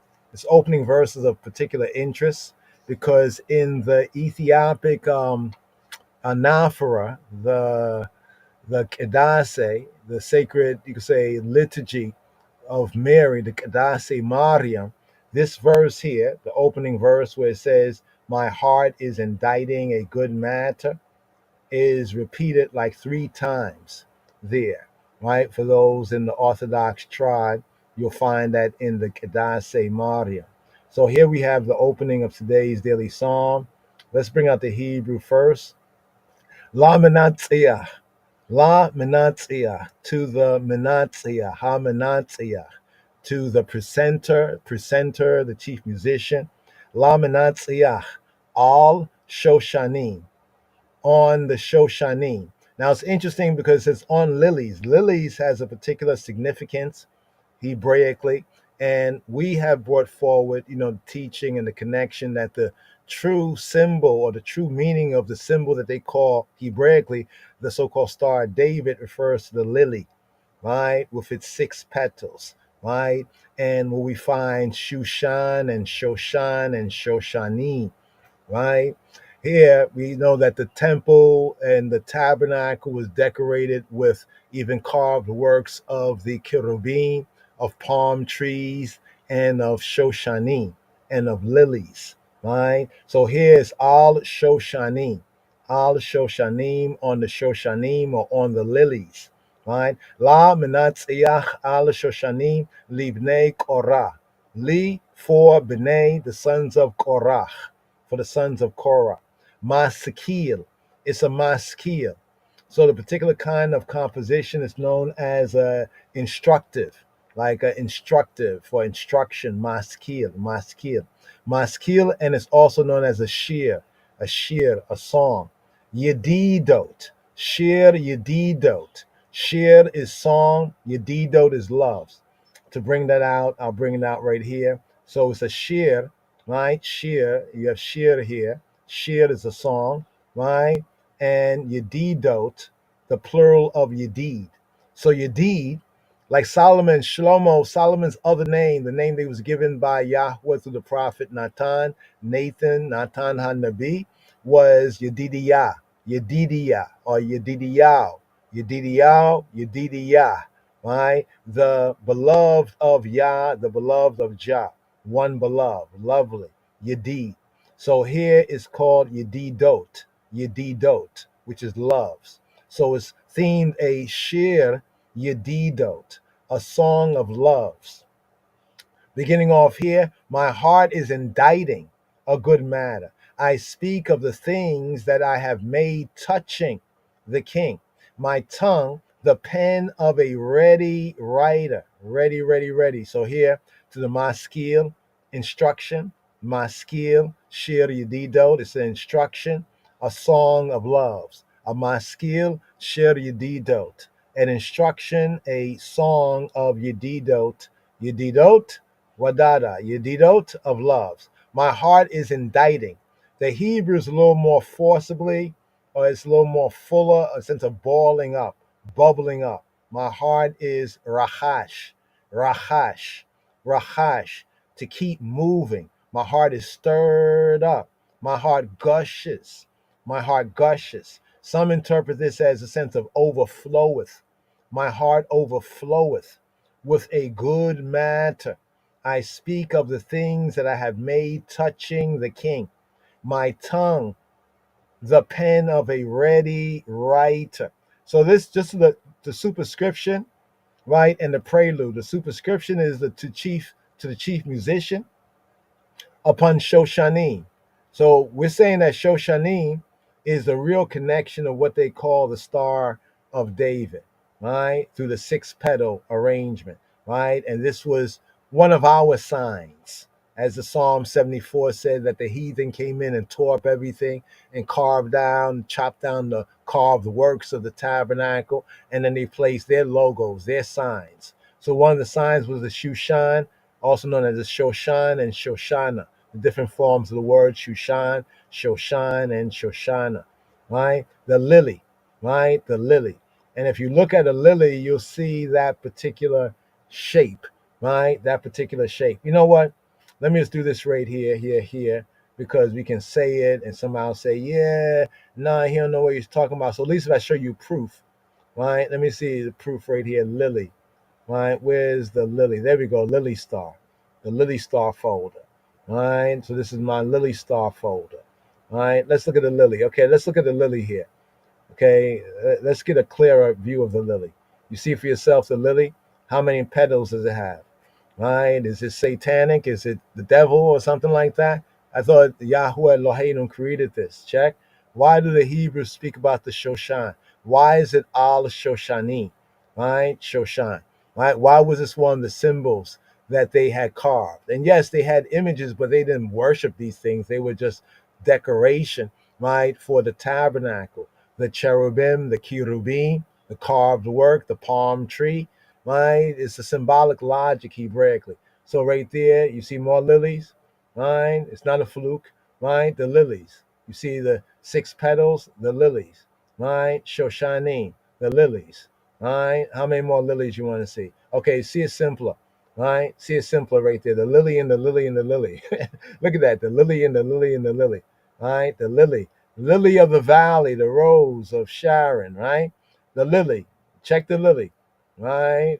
And then you see it again, other kinds of lily, right? The lily, Shoshan. We call it the Shoshan, right? Shoshan, right? And then there's the superscription, the Shoshan Edut, the Shoshan. Also, we see the pomegranate, right? You just for you to see the pomegranate. You check out the pomegranate right there. All right, right?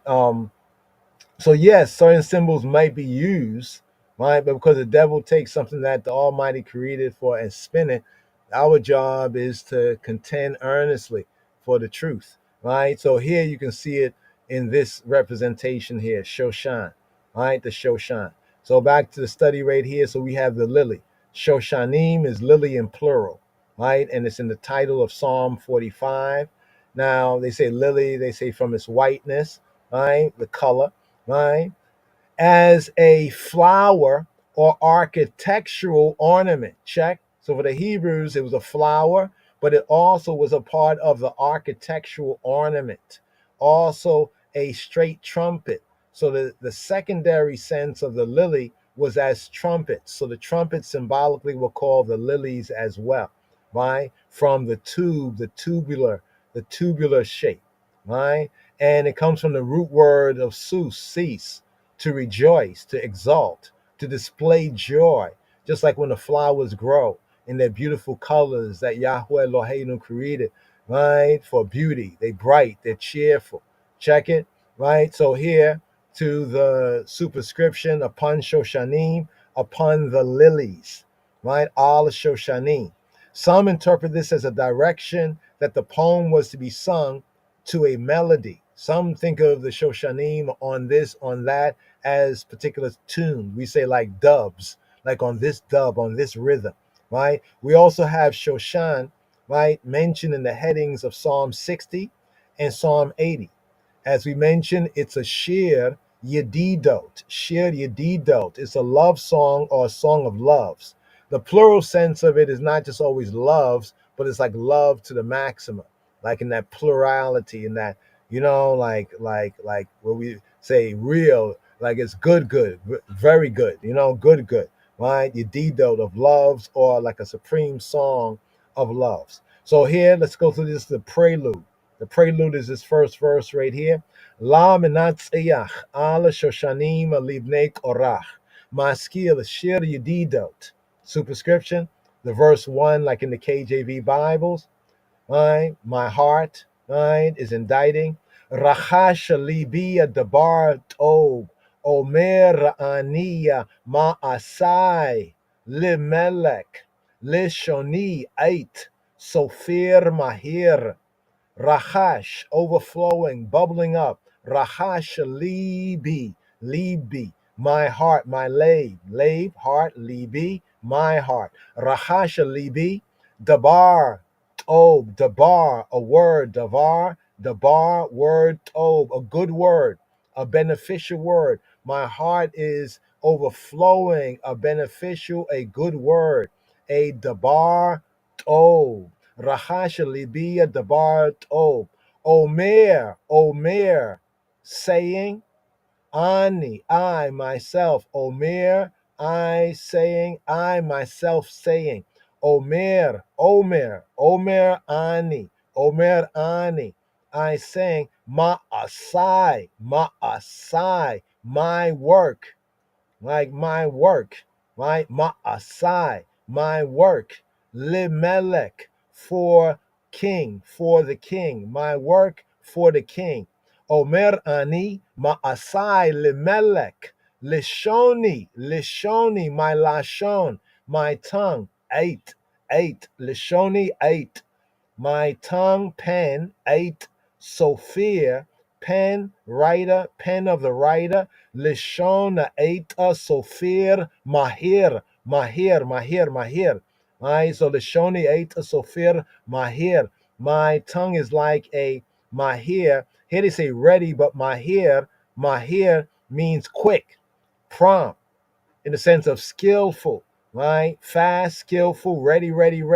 It has a sense of quick and has a sense of skill, of skillful, right? Sometimes translated as diligent or hasty, or here, ready. So the first verse here, which is a key verse, a groundation verse, Rachash libi dabar tov. Omer Rani Ma'asai Limelech. Lishoni 8, Sophir Mahir. Here. Right? Overfloweth. Rachash. Right? What is the word Rachash? Take that off. Let's bring up the word indicting. Rachash, to keep moving. The sense down here to gush, to overflow. This is the only place where the verb occurs. Rahash. It's a derivative noun. The derivative noun from rahash is the word in Hebrew for a saucepan, a saucepan.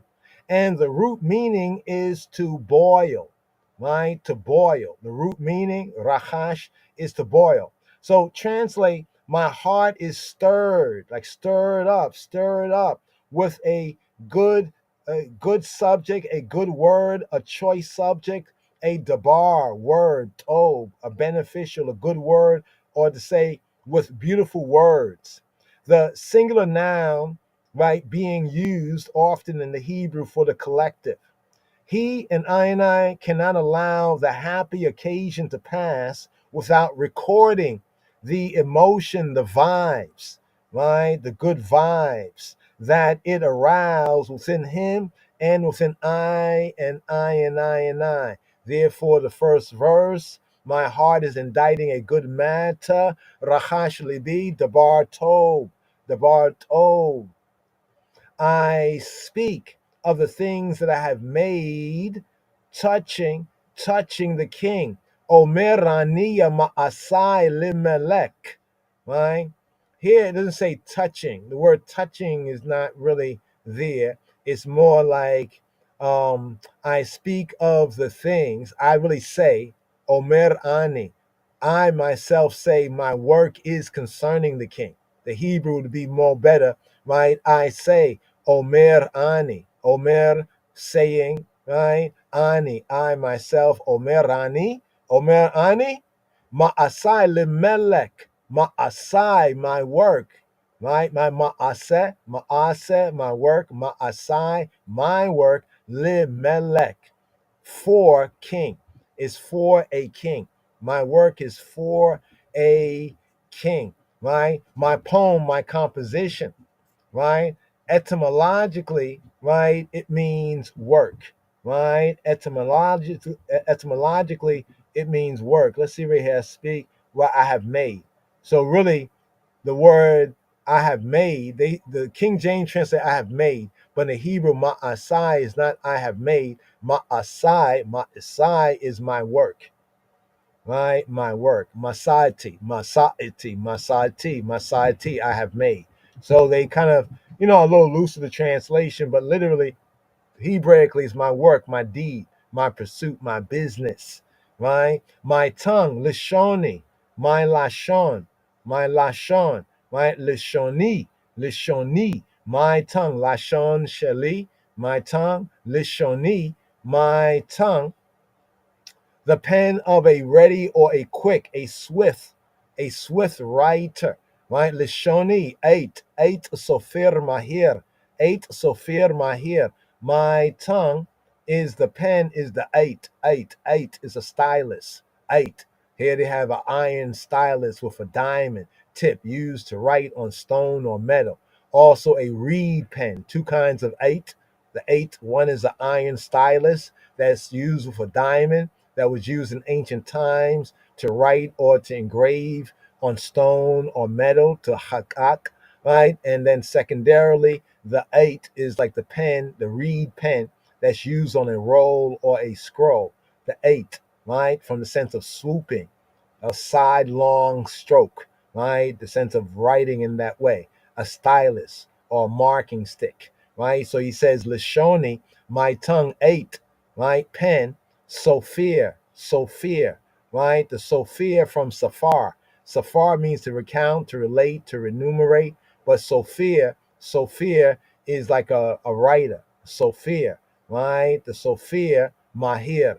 Sophir Mahir, right? The writer that is ready. Mahir, the writer that is quick, that is prompt. The writer that is quick, that is skillful, right? So better, may my tongue be, The sense in the Hebrew can be like, may my tongue be. My tongue is the pen of a ready writer, a quick writer. May my tongue be like that, right? May he prove worthy, right, of the glorious subject that he is expounding right here, right? So, with that being said, Shoshanim, once again, just to connect this with the overview, we're just doing the overview here, a quick overview. The lilies, Shoshanim, right? The Shoshanim, right there, the lilies, Shoshanim, right? Shoshanim, right? Shushan, Shoshanim. This also relates to springtime. The Shoshanim Psalms, they are psalms, chants that are known as the Shoshanim Psalms. They are likely, many scholars likely connect them because of the content with the Passover, the Pesach season. And hence, reminder, when we bring up the Passover season, Passover Hebraically is a reminder of redemption and not of bondage or redemption out of bondage, as well as with the Pesach, right? Passover links to the origins of Yisrael as a nation, like the birth of Yisrael as a nation, and thus another level of the Shoshanim, the lily connection. Now, here, what do we have in this psalm right here, right? In Psalm 45, it's a marriage song in honor of the peerless king. He does not have a peer, right? This is a Korahite maskil instruction that's appended a song of the same name and likewise bearing the royal impress after the style of the Korahitic productions. These were psalmists, right? Now notice in the previous psalm, right, 44 and 5, the words, thou art my king, O Elohim, thou, Atahu, Malki Elohim, Sawe, Yeshuota Yaiko, Ata, you yourself, none other, Atahu, you are he. So literally in the Hebrew, Atahu, you are he. Like to say, I am, also in the Hebrew is like Anihu. I think Yeshua said that to them. And that's what Yahweh says to Anihu, like I, he. He says, I, he. Here we say to he who be, Atahu, you are he. Atahu, Malki, you are my king. Atahu, Malki, Elohim, Save, Yeshuot Yaakov. Command, command Yeshuot. Command salvations. Command victories. Yeshuot Yaakov. Command the salvations, right, of Yaakov. The savings of Jacob. So in the previous psalm, we have the words thou, atahu, malki Elohim, thou, the I, he, my, Melech, Malki, Elohim, are addressed in prayer to Elohei Yisrael, the God of Israel, the Elohim, the almighty power of Yisrael. In this psalm, the person of the king who is celebrated is a matter of some doubt and controversy. Now, recall November 2nd, 1930, those 72 nations, to bear witness, right? David had a son named Solomon. Solomon had a son named David, renewed the throne and had the kingdom of Israel, the kingdom of David in the tops of the mountain. Psalm 87, verse 4, Eim Cush Zeyulad Sham with Ethiopia. This man was born there. Just a kind of a word on the connection. Psalm 45, part of the anointing and the crowning of the Rastafari, Mekonnen, aka Kadamawa Haile Selassie, as well as the crowning, right, of his bride. So just seeing, what is it, as above, so below, right? The epistle to the Hebrews is also connected. Hebrews chapter 1, verse 8 quotes this. Psalm proceeds on the assumption that it is the future Moshiach, is the future Christ, the Bain Elohim. It is supported in this view by a tradition of the ancient synagogue. Remember Psalm 74, speak about how they try to bun we synagogues, we moed, appointed place. So there was a tradition of the ancient synagogue, right? In accordance With that, the Targumists, the translators, they render Psalm 45 and 3 as, Thy beauty, O King Messiah, is greater than that of the children of men, is greater than that of the B'nai Adam, is greater than that of the sons of Adam. So this messianic interpretation must be very ancient, must be very ancient, right? Just want to make that connection right there.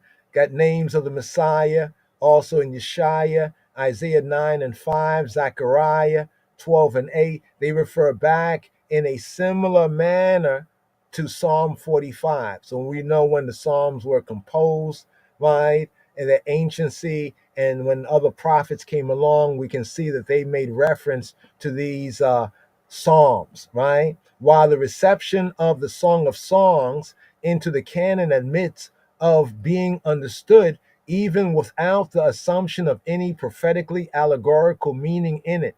The reception of Psalm 45, this psalm, Mizmor Mim Hey, without any such assumption is not intelligible, unintelligible. But this prophetically messianic sense is therefore not the original meaning of the psalm. The psalm is a poem composed for some special occasion. The motive of that is some contemporary event. The king whom it celebrates was said to be a contemporary of the poet. If, however, it was a king belonging to David's family, then he was a possessor of a kingship to that were attached, according to 2 Samuel chapter 7, great promises extending into the unlimited future. On that consequently hung all the prospects of the future prosperity and glory of Yisrael, of the Beta Israel. And the poet is therefore fully warranted in regarding him in the light of the messianic idea, as I called, chosen the faithful Rastafari, seen the psalm connection with anointing, crowning of the Rastafari, Kenamawi Haile Selassie, with regarding him in the light, right, of the messianic idea. And the church is also fully warranted in referring the song that took its rise in some passing occasion as a song for all ages to the great King of the future, the goal of its hope. Moreover, we find only such poems of an occasional and individual character received into the Psalms, to the book of Psalms, as were adapted to remain in constant use by the church as prayers and spiritual songs. Just want to touch on a little bit of that there. Of course, there's more here, but we'll spare you for right now because there's a deeper connection of this psalm, right, from the studies to a reference to the marriage of Ahab of Israel with Jezebel of Tyre in an older sense, right? A particular interesting sense right there. But that's not the primary sense. The primary sense of this psalm, Psalm 45, is a messianic psalm. So here. This great psalm of the king, along with Psalm 44, right? Psalm 46 to Psalm 47. So Psalm 45, 46 to Psalm 47. So a trinity, we have a trinity of psalms here. Psalm 45, today's daily psalm, along with Psalm 46 and 47. It obviously looks forward to the advent in glory. There's a reference to Hebrews chapter 1, verses 8 and 9. It's not so much to the anointing as an event, Matthew chapter 3, verse 16 to 17, as to the permanent state of the king. Also a reference to Isaiah chapter 11, verses 1 and 2. Some of the main divisions of today's daily psalm, Psalm 45, 1. The supreme beauty of the king in verses 1 and 2. 2. The coming of the Melech, of the Negus, even Negus and Neges, in glory, verses 3 to 5. Compare that with Revelation chapter 19, verses 11 to 21. 3. The deity or divinity, right, of the king of the Melech, of the Negus, even Negus and Neges, and the character of his reign, Christ in his kingly character, verses 6 and 7. Compare that with Hebrews chapter 1, verses 8 and 9, and Isaiah chapter 11, verses 1 to 5. The fourth division here, as associated with him, with the king, the messianic king, as associated with him, right, in his earthly rule, the queen. The queen is presented. She is presented, verses 9 to 13. And in that relation or relationship, the king, Hamelech, the Negus, even Negus and Neges, is not called Elohim.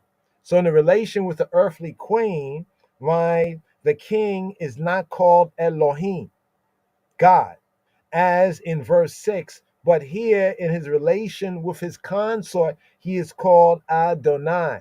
Adonai and Adoni, as his majesty said that as Sarah was to Abraham, so was Etege, Empress Menen to me, obedient, right? So remember what it says, Peter says, whose daughters are you? Right? Even Sarah called Abraham Lord, Adoni. So in association with him in his earthly rule, the queen is presented in verses 9 to 13 of Psalm 45. And in that relation or relationship, Hamelech, the Melech, the Negus, even Negus and Neges, is not called Elohim, God, as in verse 6, but Adonai. Adonai, and Adonai, it brings out the husband name of the deity, husband name of divinity, right? We can see that in Genesis chapter 15, verse 2. The fifth division of today's daily psalm, Psalm 45. The virgin, there's also the virgin companions of the queen, who would seem to be the Yehudi or the Judaic, the Israelitish remnant, according to Romans, according to the epistle to the Romans, chapter 11, verse 5, and Revelation chapter 14, verses 1 to 4. Our next scene, the next scene in Psalm 45, verses 14 and 15. And sixthly, right, to seal up the division right here of today's daily psalm, the Psalm 45, it closes with a reference to the earthly fame of the king as well as the relation of the queen in verses 16 and 17. Verses 16 and 17. So Psalm 45 is a messianic psalm. Just want to point that out. Psalm 45 is a messianic psalm, and the next psalm in order, right? The next psalm in order, messianic psalm, is Psalm 68. Right? So Psalm 45, a messianic psalm. The next psalm of the psalms that are messianic psalms is Psalm 68, the next in order of the messianic psalm. So remember Psalm 68, verse 4, by his name, Yah. So right here, English-wise, right here, today's daily psalm.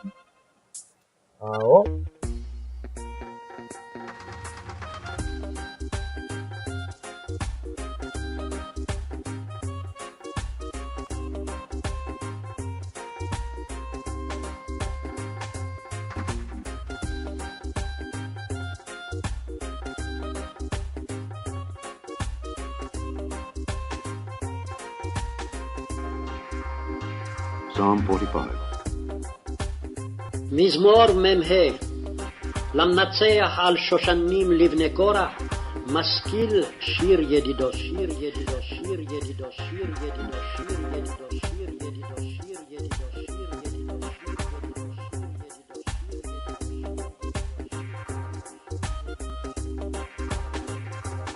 My heart is inditing a good matter.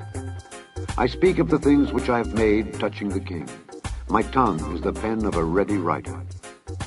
Thou art fairer than the children of men. Grace is poured into thy lips. Therefore God hath blessed thee forever.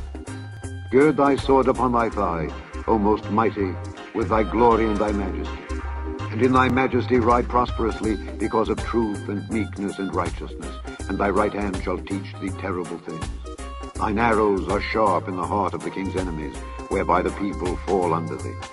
Thy throne, O God, is forever and ever. The scepter of thy kingdom is a right scepter. Thou lovest righteousness and hatest wickedness. Therefore God, thy God, hath anointed thee with the oil of gladness above thy fellows. All thy garments smell of myrrh and aloes and cassia out of the ivory palaces, whereby they have made thee glad. King's daughters were among thy honorable women. Upon thy right hand did stand the queen in gold of Ophir. Hearken, O daughter, and consider, and incline thine ear. Forget also thine own people and thy father's house. So shall the king greatly desire thy beauty, for he is thy Lord, and worship thou him. And the daughter of Tyre shall be there with a gift. Even the rich among the people shall entreat thy favor.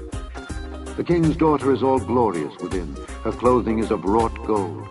She shall be brought unto the king in raiments of needlework. The virgins, her companions that follow her, shall be brought unto thee. With gladness and rejoicing shall they be brought. They shall enter into the king's palace. Instead of thy fathers shall be thy children, whom thou mayest make princes in all the earth. I will make thy name to be remembered in all generations. Therefore shall the people praise thee forever and ever.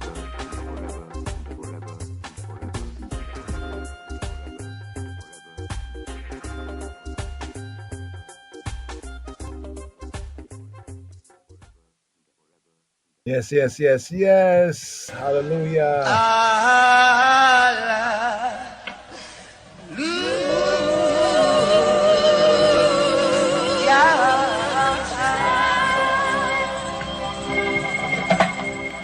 Hanukkah, Hanukkah, Sameach, Hanukkah, Sameach.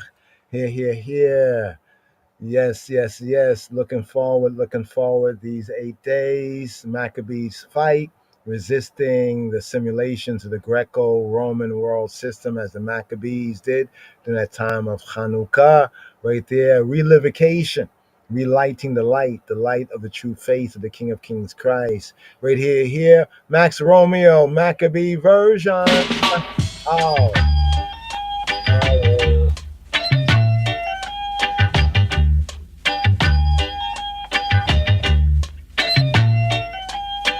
You gave I King James version. King James was a white man. You built a dangerous weapon to kill I own black man. You sold the land God gave I and taught I to be covetous. What other wicked deeds have you got in mind? Tell me, what are you gonna do to stop these daily crimes? Bring back Maccabee version that God gave to black man. Give back King James version. It belongs to the white man. Black man, get up, stand up on your foot and give black God the glory. Black man, get up, stand up on your foot and give black God the glory. Yeah.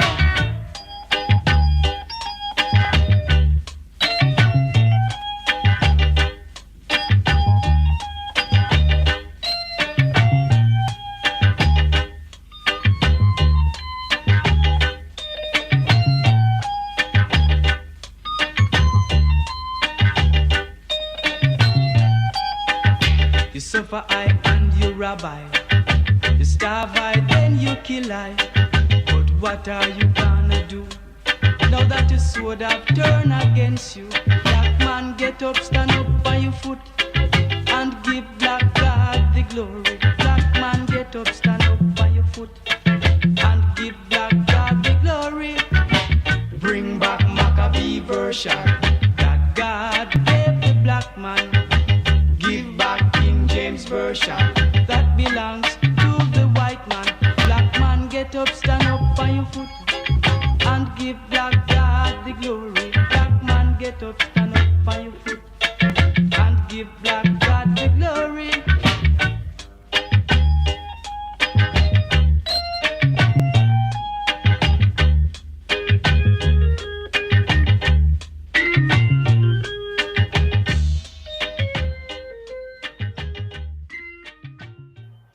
Yes, yes, yes. Just on the outro right here with that tune right there.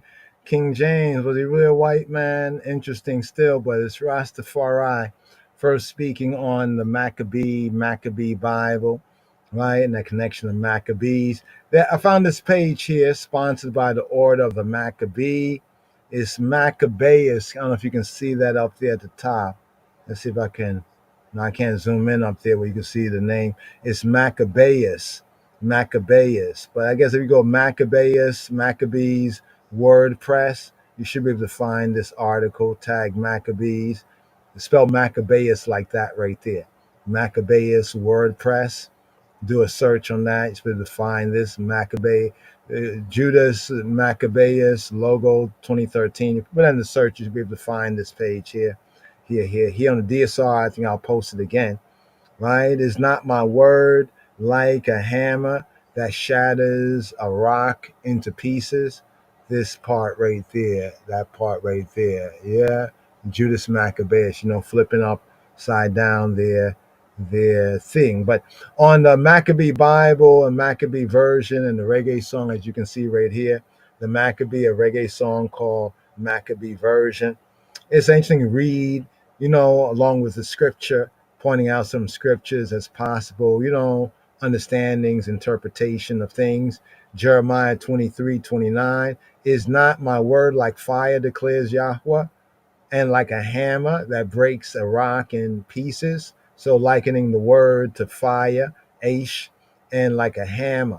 So Maccabee, right, in the form of the Hebrew means hammer. It's one of the words for hammer. So I came across this page. I shared it with a few ones. Here it says, you gave I King James Version. King James a white man. You build I dangerous weapon to kill I all the black men. And you go through some of the lyrics here. And it's an interesting reasoning if ones get to find this page or join our WhatsApp group right there, and you could share this right here. But give you the information. It goes on, the Hammer of God, part 5, in search of the Maccabee tombs. There we go, the hammer. You see the hammer? Maccabee is the word for hammer, is one of the words for hammer in Hebrew, right? So it's an interesting read and a write-up right here for more. And it does connect the Rastafari witness of the book of Maccabees. I said the Maccabee Bible. What's that?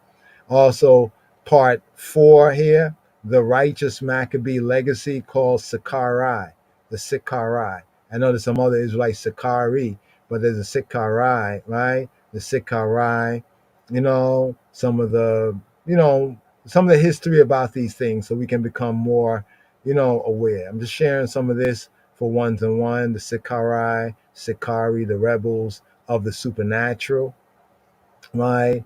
And here comparing, certain verses of the New Testament, right, with certain other songs out there, I guess with the Maccabee Bible, and the Rastafari tune. So anyway, there's more on this page. Hopefully, maybe we can go unpack this page.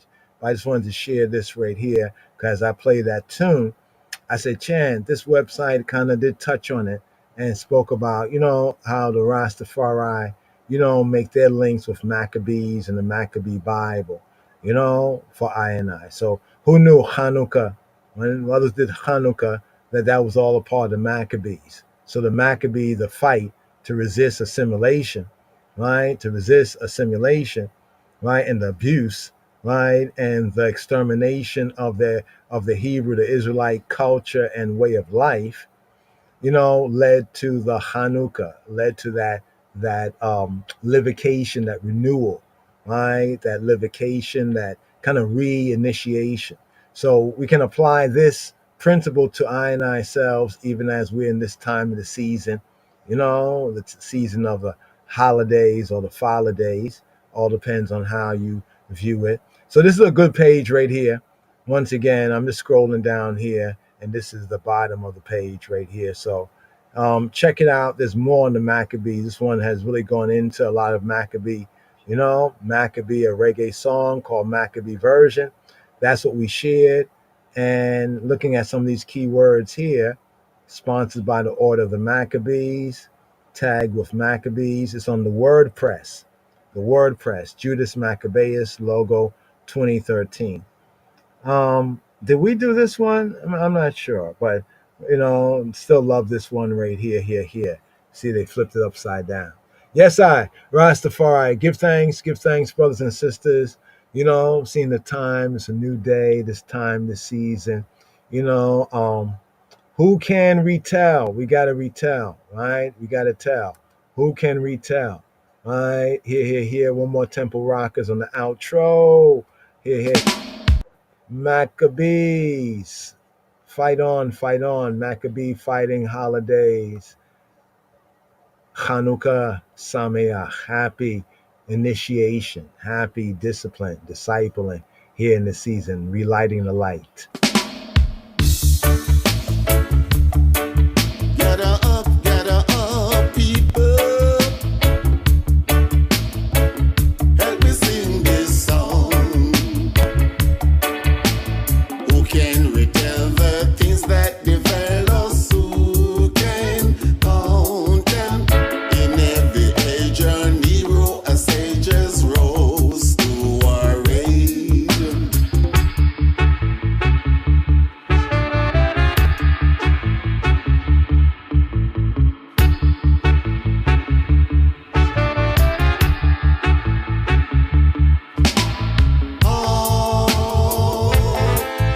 In days of yore in Israel, ancient land, brave Maccabee has led his faithful band. But now all Israel must as wonder rise, redeem itself through needs and sacrifice.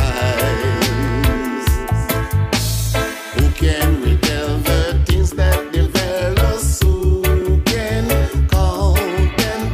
In every age, a hero, a sages came to our aid.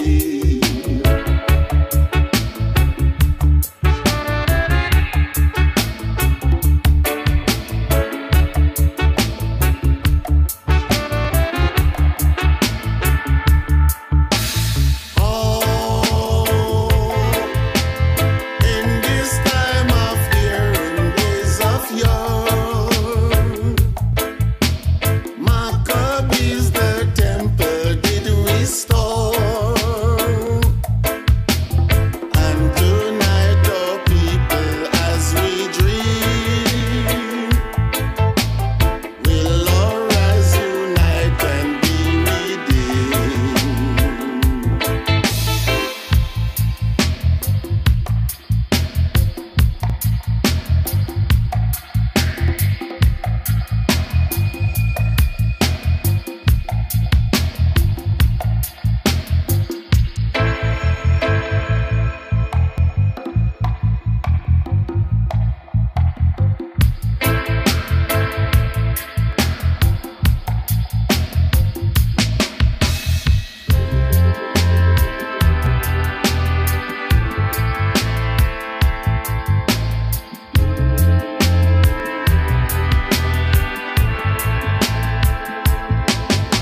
We got to rise.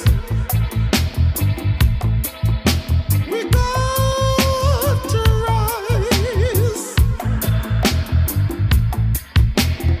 Got to stand strong. Got to stand strong. Help me sing this song.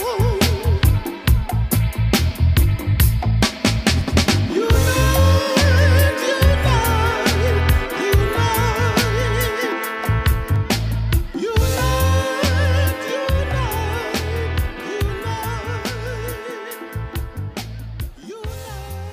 Chanukah Sameach, right there. That was Anzel Meditation. Classic roots reggae artist there, on the Hanukkah and Maccabee theme, right there, Chabarim, Temple Rockers. Who can retell? Hanukkah Sameach. Be joyful. Have a good night. Laila Tov, a good day, good rise. These 8 days of light, relighting the light, the Maccabee fight. Shalom, Chabarim. Shalom. Oh, on the we got to post in the chat the link that we were showing you right there. There's a link, all right? The link that we were showing you. Yeah. And what was the other thing? The other thing was oh yeah, for the Maccabees. I don't know if I have it right here. Let's see if I have this right here, just to quickly show you this, where you could download it. Right, here we go. Here we go. Let me just show you this right here before we seal up. Right here. So the link is there. So Lost Books of the Bible. You see how we did this right here? Right. We put Lost Books, Bible, Forgotten, PDF. All right. Lost Books, Bible, Forgotten, PDF. Not like writing out full like a big sentence, but some keywords in the PDF. So you scroll down here, and it is, you see not this one, the Internet Archive, one right there. You can read it, but you can't download it. It doesn't give you the PDF option. But this one right here, the one that is Wings of Prayer. Yah bless Wings of Prayer for the free PDF that they share. Right? Give thanks. The Lost Books of the Bible and Forgotten Books of Eden. Right? From the PDFdrive.com. I guess they reposted it from PDFdrive.com. Also an interesting site. But you can click on this right here. Right? So you can click on this and have the soft copy, the PDF copy. You know, the great thing about the PDF, you can kind of like put the keywords in and kind of scroll through it. But anyway, the fourth book of Maccabees is here, as well as a lot of other lost books of the Bible, forgotten books of Eden, many of them having Ethiopian preservations, like the book of Adam and Eve is one that was recovered, by the faithful, of Ethiopia. So I just want to share that one right there. They're there. Yes, Lila Tov, Shavua Tov here. Hanukkah Sameach. Give thanks, give thanks, give thanks.